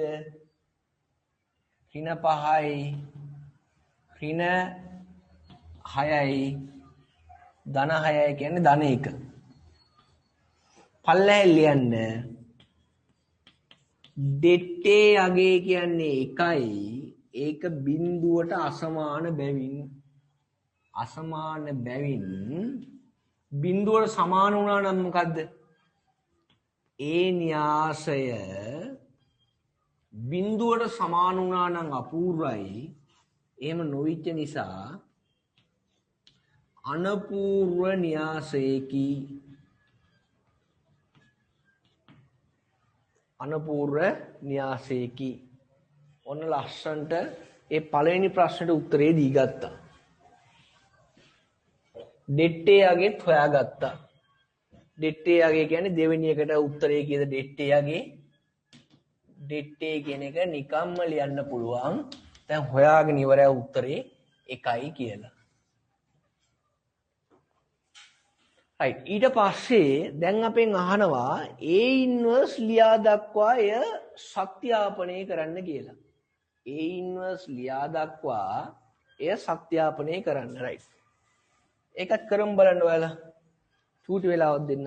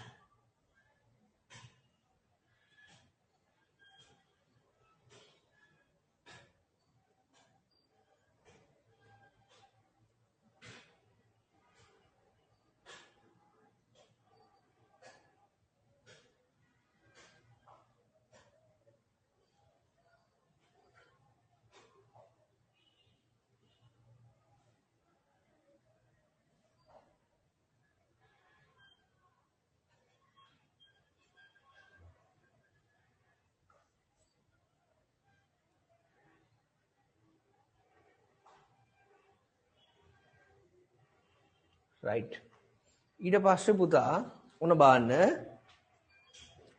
හරි නේද? right ඊට පස්සේ මෙන්න මෙහෙම එන්න ඕනේ මේ බාන්න.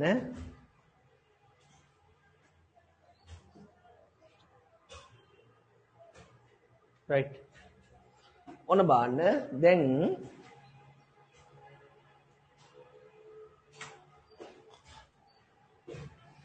මං කිව්වා A inverse ලියද්දී det A එක තමයි මෙතෙන්ට දාන්න. ඔන්න ඒ det A තමයි ඔතෙන් දාන්න. det A 10ක් කියලා වුණා එකයට 10. det A අගේට 100 කියලා වුණා එකයට 100. හරිනේ right. ඊට පස්සේ න්‍යාසය එයාගේ මේ බාන්නකෝ ප්‍රධාන විකරණයේ තියෙන 5යි ඍණ 1යිනේ ඍණ 1 ගන්න මෙතෙන්ට 5 යවන්න මෙතෙන්ට. එතකොට කීයද? ප්‍රධාන විකරණයේ තිබ්බාගේ පහ උතෙන්ට ගියා ඍණ එක උතෙන්ට. ඕකනේ අපි කියන්නේ අතුරු මාරු කරනවා කියලා. ඉන්න තැන වෙනස් කරනවා කියන්නේ ඕකට. පැහැදිලිද? රයිට්. ඊට පස්සේ හරි නේද? ඊට පස්සේ මෙහෙම එන්න ඕනේ. ද්විතීක විකරණයේ තියෙන අවයව දෙකට මොකද කරන්නේ? මෙයාලා අමුතුවෙන් මොනවත් කරන්නේ නැහැ. මෙයාලා නැවත ඍණෙන් වැඩි කරන්න ඕනේ. මේ දෙන ඍණෙන් වැඩි කරන්න. ඍණ වරක් ඍණ දෙක කියන්නේ ධන දෙක. ඍණ වරක් ධන තුන කියන්නේ ඍණ තුන. මේක වෙනම එකෙන් බෙදුනම ඕකමයි. ඔන්න A ඉන්වර්ස් එක ලිව්වා. ළමයෙකුට මේ උත්තරේ ඇවිල්ලා තියෙනවා නම් දැන්ට හරියක් දාගන්න පුළුවන්. හැබැයි සත්‍යාපනය කරන්න කියන නිසා අපි සත්‍යාපනය කරලා ඉමු. දැන් ළමයෙක් අහන්න බලන්න කොහොමද සත්‍යාපනය කරන්න කියලා. සත්‍යාපනය කරන්න අපි ගමු අර ප්‍රමේය. මොකද්ද? A ඉන්වර්ස් එකයි සලකමු. A කියන්නේ මොකද්ද? A ඉන්වර්ස් එක කියන්නේ මොකද්ද? A කියන්නේ 5 ඍණ 2 3 ඍණ 1 දැන් ආපු එක ඍණ 1 2 ඍණ 3 5 දෙක වැඩි කිරීම 2 දෙක වැඩි කිරීම 2 තනි එක වැඩි කරලා ලියන්න දෙක වැඩි කිරීම 2 කීයද? මෙයා මෙයත් එක වැඩි වෙනවා. ඍණ 5යි ධන 6යි කියන්නේ ධන 1යි. ධන 10යි ඍණ 10යි කියන්නේ බිංදුවයි. මෙයා මෙයත් එක වෙනවා ධන 3යි ඍණ 3යි කියන්නේ බිංදුවයි. ධන 6යි ඍණ 5යි කියන්නේ ධන 1යි. කෙලින්ම අයිට සමානයි. මට කියන්න ඔයාලා න්‍යාස දෙකක් පුතා වැඩි කරලා අයිට සමානයි නම් ඒ මොකද්ද වෙන්න පුළුවන් එකම දේ? න්‍යාස දෙකක් වැඩි කරලා අයිට සමාන වෙනවා නම් එකක් අනෙක් එක්කෙනාගේ ප්‍රතිලෝමය. ඒ දෙන්න වැඩි කරොත් තමයි i එක එන්නේ. එතකොට ඒකෙන් කියවෙන්නේ මේ හොයපු එක්කෙනයි මෙයයි දෙන්න මෙයාගේ ප්‍රතිලෝමය මෙයාගේ ප්‍රතිලෝමය මෙයා. ඒක තමයි හිව්වේ. පැහැදිලිද? දැන් මම ඔයාලට මේකේ අනිත් පැත්තට රිවර්ස් එකට දෙන්නම් මේක. උත්තරය අපි බලමු. මේක අපි ගමු B කියලා. මේක B කියලා අරගෙන මේකේ ප්‍රතිලෝමය හොයලා දෙන්න. රයිට්. පල්ලෙහෙන් ලියන්න. තව ප්‍රශ්නයක්. මේකටම මේකේ B කොටස B සමානයි ඍණ 1 2 ඍණ 3 5 නම් B ඉන්වර්ස් සමානයි කැපිටල් A බව ඔප්පු කරන්න.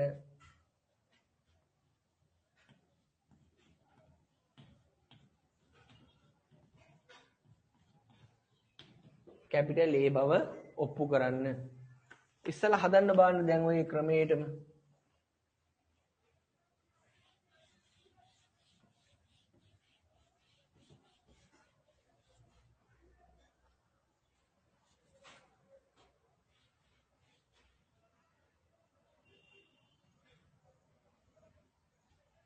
හරිද?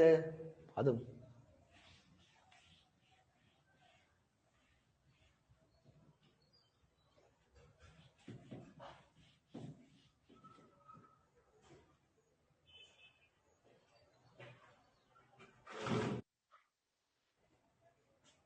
ඉස්සලා හදන්න බලමු අපි. මොකක්ද යාළුවා අපිට කියන්නේ? B ඉන්වර්ස් එක A කියලා ඔප්පු කරන්න ඕනේ.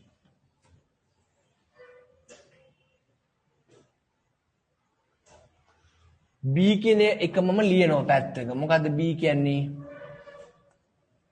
ඍණ 1 2 ඍණ 3 5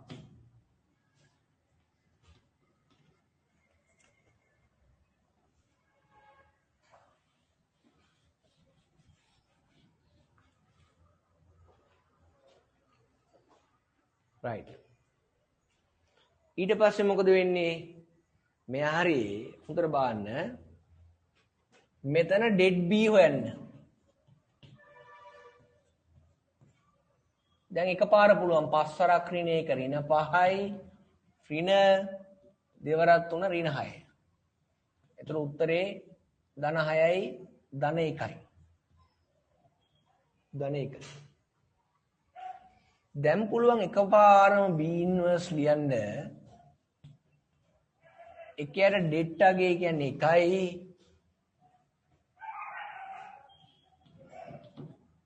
මේ දෙන්න මාරු කරගන්න. 5 යනවා මෙතෙන්ට ඍණ 1 යනවා උතෙන්ට. මේ දෙන්න ඍණෙන් වැඩි කරන්න. ඍණ 2යි ධන 3යි. දැන් මේක ආපහු ලියන්න. එකෙන් බෙදුවම ඕකමනේ වෙනසක් වෙන්නේ නැහැ. 5යි ඍණ 2යි 3යි ඍණ 1යි.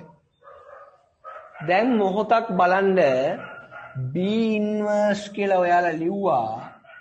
එයා ඇත්තටම කවුද? 5 ඍණ 2 3 ඍණ 1. කැපිටල් A මයි. ඒක නිසා තමයි මම ඔයාලට කිව්වේ මේ බලන්නකෝ. A ඉන්වර්ස් කියලා ලිව්වත් එකයි. A ඉන්වර්ස් A කියලා ලිව්වත් එකයි.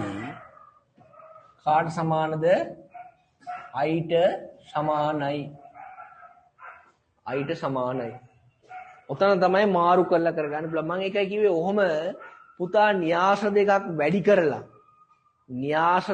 වැඩි කරලා අපිට I හැදෙනවා නම් එකක් අනෙකෙහි මොකද වෙන්නේ? න්‍යාස දෙකක් වැඩි කරලා I ලැබෙනවා නම් එකක් අනෙකෙහි ප්‍රතිලෝමී. ඒතර A ඇවිල්ලා B ගේ ප්‍රතිලෝමේ, B ඇවිල්ලා A ගේ ප්‍රතිලෝමේ. හැබැයි වැඩි කරලා I ලැබෙනවා නම් නිකන් හරියට අදහසක් කියන්න දෙක මෙන්න මේ වගේ මේ කවදාද දවසක ඔයාලට දෙනවා A එකයි C එකයි දෙන්නෙකුයි වැඩි කරලා උත්තරේ බලනවා. AC වැඩි කරාම හරියටම එනවා පුතා I කියලා උත්තරේ. එතන මොකක්ද අර කෙවාලගේ? C කියන්නේ පැහැදිලිවම A ඉන්වර්ස් කියන එක. එහෙම නැත්නම් A කියන එක පැහැදිලිවම C ගේ ඉන්වර්ස් කියන එක. තේරුණා මම කියන දේ? මෙහෙම AC වැඩි කරලා I එනවනම් මෙයාගේ ඉන්වර්ස් එක, මෙයාගේ ඉන්වර්ස් එක.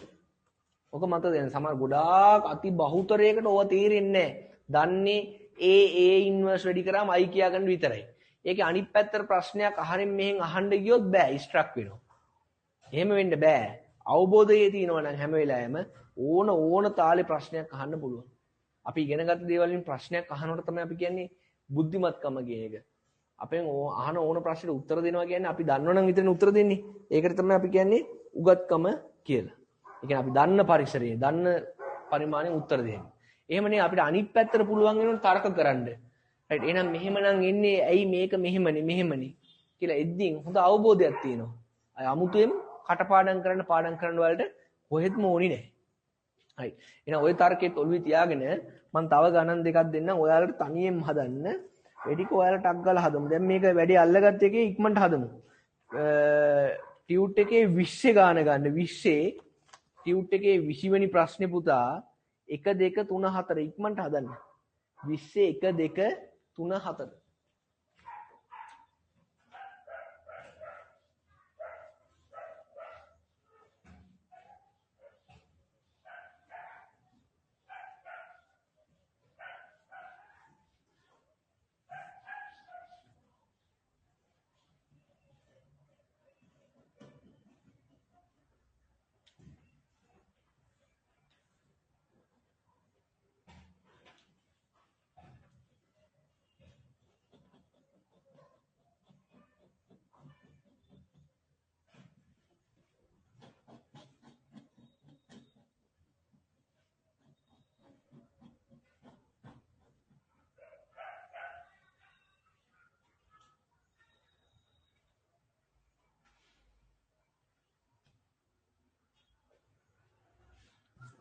ඉක්මනට හදමු.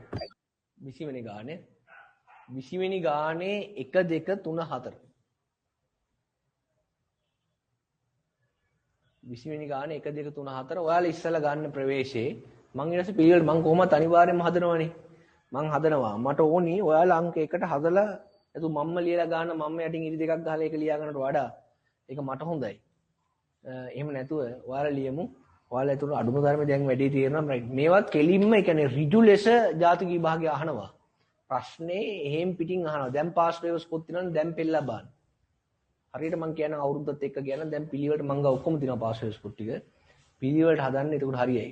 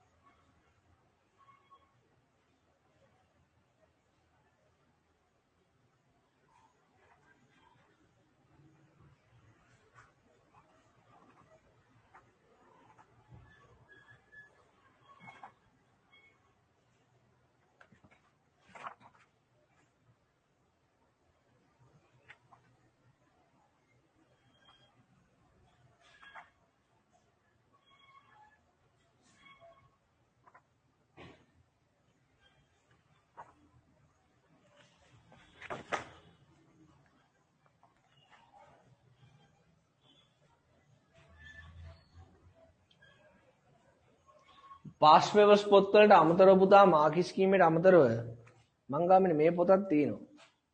හොඳට මතකද? මොකද්ද මේ? කොළඹ ප්‍රධාන පාසල් වල පසුගිය විභාග ප්‍රශ්න පත්‍රය. හැබැයි අවසන් එක තියෙනවා. අවසන් එක කියන්නේ ඉතා වැදගත්. මේකේ තියෙනවා හැම ඉස්කෝලේකම බස්නාහිර පළාත් හැම එකකීම. එතකොට අත්‍යවශ්‍ය දේවල් ඔක්කොම ඔයාලට එකතු කරනවා. අත්‍යවශ්‍ය කියන්නේ හොඳ ප්‍රශ්න තියෙනවා. සමහර ඒ වගේ සමහර පාසල් වල වගේ සීමාව ඉක්මවා යනවා. එතකොට ඒ කියන්නේ විශ්වවිද්‍යාල මට්ටමේ ගණන් හදලා වැඩක් නැහැ නේ A-level මට්ටමට. හැබැයි ඒ වගේම A-level මට්ටමේදී O-level මට්ටමේ ගණන් හදලා වැඩකුත් නැහැ. ඒ නිසා ඊට වැදගත්. ඒ කියන්නේ මේකෙදි අපි කොහොම හරි උත්සාහ කරන මම ඒකයි කිව්වේ දිස්ත්‍රික්කයේ විතරක් නෙවෙයි අයිලන්ඩ් රෑන්ක් ඊට වැදගත්. මොකද අපි දිස්ත්‍රික්කයකින් අභිමාණයෙන් ගියාට යන්නේ කොහෙටද ලංකාවේ ළමයි එකතු වෙන තැනට යන්නේ. එතකොට තමයි අයිලන්ඩ් රෑන්ක් වැදගත් වෙන්නේ. විශ්වවිද්‍යාලෙ ගිය දවසේ ඉඳන් වැදගත් වෙන්නේ අයිලන්ඩ් රෑන්ක් එක. මොකද එතන ඒ ළමයි තමයි ඔයාලගෙන් විස්තර කතා කරන්නේ. ඒ ළමයි අඳුරගන්නේ. ඒ ළමයි එක තරඟ වදින්න ඔයාලට සෙට් වෙන්නේ. ඒක නිසා ඊට වැදගත්. මුදවර මත දෙන පාස් පේපර්ස් ටික පිළිවෙලට ළඟ තියන්න. න්‍යාස ගණන් කවද ඉඳන්ද තියෙන්නේ? 2011 ඉඳන් තියෙන්නේ. 2010 හොයන්න යන්න එපා පාස් පේපර්ස් පොතේ නැත. එතකොට 2011 ඉඳන් දැනට 20 වෙනකන් කෙලින්ම ගණන් 10කුත් තියෙනවා. ඊට අමතරව පරණ සිලබස් එක ගාවම තව ප්‍රශ්න 3-4ක් එකතු කරගන්න පුළුවන්. රයිට්. එතකොට මේ ප්‍රශ්න ටික ඔක්කොම බාන පිළිවෙලට එකම අච්චුවේ ගණන් තියෙන්නේ. රයිට්. මම එකක් එන්නම් 20 පළවෙනි ගානට ඔයාලා හදලා ඇති. හොඳට බලන්න පළවෙනි ගාන. 20 පළවෙනි ගාන ඕන දැන් ටිකක් අපිට වේගෙන් හදාගන්න පුළුවන්. මම A කියලා ගන්නවා. කීයද? 1 4 2 3 2 වැඩි කිරීම 2. එතකොට A ඉන්වර්ස් කියන එකේදී මම ඉස්සල්ලාම එයාගේ නිශ්චයක ලියනවා. ඒක ලියලා ඉන්න මේ විදියටම පුරුදු වෙන්න. එතකොට හරි. ඔක ලිව්වා. එතකොට දැන් මම ඕනනම් මාපාංකය කියලා ලියන්නත් පුළුවන්, ඩෙට් A කියලා ලියන්නත් පුළුවන්. ඩෙට් A කියලා ලිව්ව ගමන් මොකක්ද වෙන්නේ පුතා? 1 වරක් 3 3යි, 4 වරක් 2 8යි. එතකොට ඍණ 5ක් කියලා ආවනම් වැඩේ හරි. මිස් කරගන්න එපා ඍණ 5යි ආ. 3යි 8යි. ඔව්. ඊට පස්සේ කෙලින්ම A ඉන්වර්ස් ලියන්නයි තියෙන්නේ. කොහොමද? 1 යට ඍණ 5. ඇයි 1 යට ඍණ 5 දැම්මේ? ඇයි ඩෙට් එකකින් බෙදන්නේ? 2 වැඩි කිරීම 2. ප්‍රධාන විකර්ණයේ අගයන් දෙක මාරු කරගන්න ඕනි. ද්විතීක විකර්ණයේ දෙක ඍණෙන් වැඩි කරන්න ඕනි. දැන් බෙදාගෙන යන්න. 3 ඍණ 5න් බෙදුනම ඍණ 3 යට 5යි. ඍණ 4 යට ඍණ 5න් බෙදුනම 4 යට 5යි. මේක 2 යට 5යි. මේක ඍණ 1 යට 5යි. ඔහොම ලියවනම් උත්තරේ. බාන උත්තරේ ආවද කියලා ওই විදිහට ඔයාලට ඇවිල්ලා තියෙනවා වැඩි හරි. තහවුරු කරන්න දැන් අවශ්‍ය නැහැ. ඕනනම් තහවුරු කරන්න ඕන පැත්තක වැඩි කළා බාන උත්තරේ නිකන් එනවා ඇති. දැන් මේ එකෙන් වැඩි වුණාම 1යි, අතන වැඩිුණාම 8යි. 8යි 8න් 3ක් ගියාම 8යි කියන්නේ 5යි 1යි. හරි. හරි ලස්සනට එනවා. මේක තමයි උත්තරය අවසාන. අවසාන උත්තරේ කී දෙන්න ඕනි? 20 එකට එන්න ඕනි. A ඉන්වර්ස් මෙහෙම ලියලා තිනවා නම් වැඩේ හරි. ළමෙක් අහන්න පුළුවන් එළියෙන් පහෙන් එක තියාගෙන ලිව්වොත් මොකද වෙන්නේ කියලා ගැටලුවක් නැහැ හරි. නමුත් මෙහෙම ලියන්න පුළුවන් නම් හොඳයි. ඍණ 3යට 5යි 4යට 5යි 2යට 5යි ඍණ 1යට 5යි කියලා ලිව්වනම් හරි. හරි ඊළඟ ගණන් ටික හදන්න 2යි 3යි 4යි 2 3 4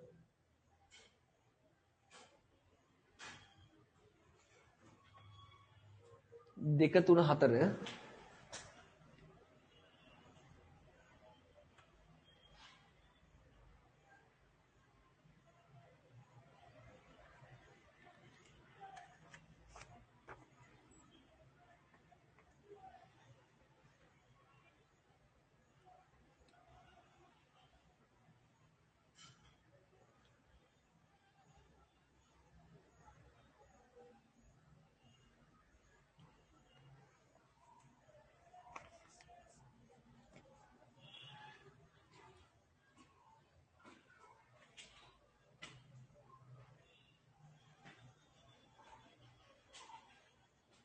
රයිට් ඊට පස්සේ දෙවෙනි ගානට ආවම ඒක B කියලා දැම්මනම් 2 5 ඍණ 1 4 2 වැඩි කිරීම 2 P ගේ නිශ්චා අගේ ගත්තා 4 ගත්තා det B අගේ ගත්තා කීයද 4 වත් 2 8යි ඍණ 5 කියලා මම දාගත්තම ධන 5යි 8යි 5යි 13යි ආවද බලන්න 13ක් ආව නම් වැඩි හරි එතකොට ඔයාලට නිකම්ම B ඉන්වර්ස් ලියන්න පුළුවන් 1යට 13යි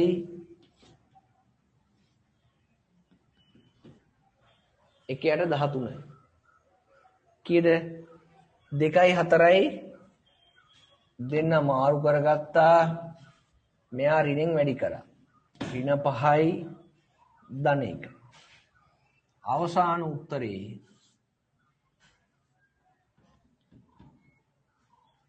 4යට 13 ඍණ 5යට 13 1යට 13 2යට 13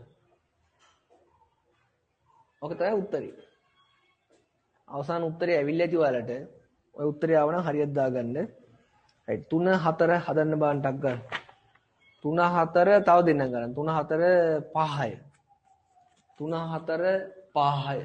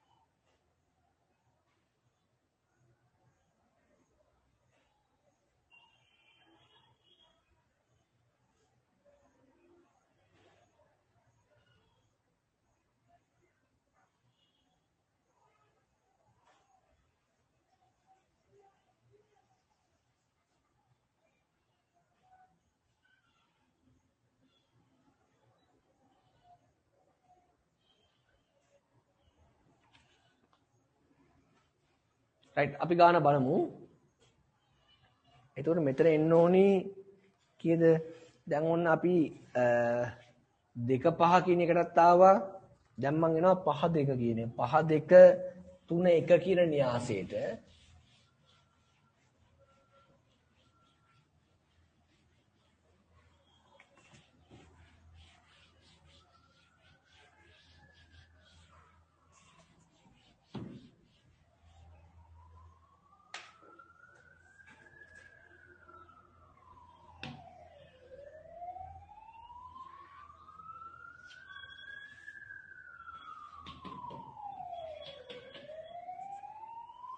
මේකේ න්‍යාස් නිශ්චායකගේ ගත්තා 5 2 3 1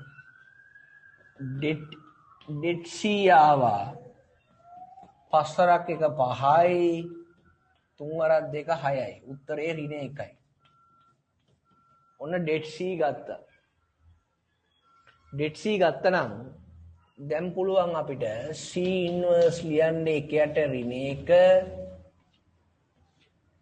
අරණ්‍යාශ්‍රය මාරු කරගත්තා එක ඔතෙන්ට ගියා 5 ඔතෙන්ට ආවා ඍණ 2යි ඍණ 3යි වුණා අවසානයේ ඍණෙන් බෙදාගෙන ගියාම ඍණ 1යි ධන 2යි ධන 3යි ඍණ 5යි ඔක උත්තරේ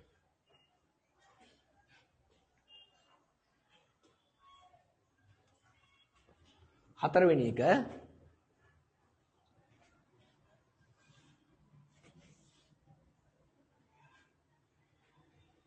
දැන් ඒක D කියලා ගමු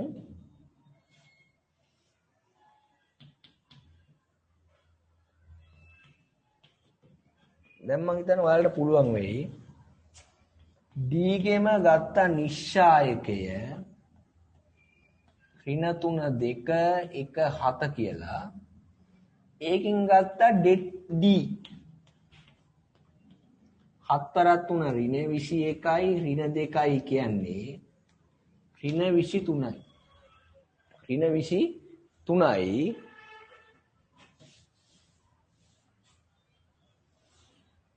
ඍණ 23යි ඊට පස්සේ D ඉන්වර්ස් ලියනවා එකයට ඍණ 23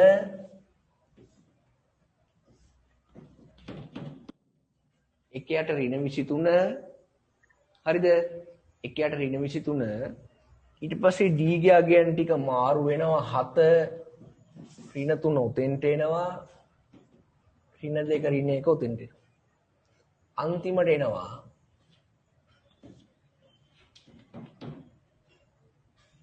ඍණ 7යට 23යි 2යට 23යි 1යට 23යි 3යට 23යි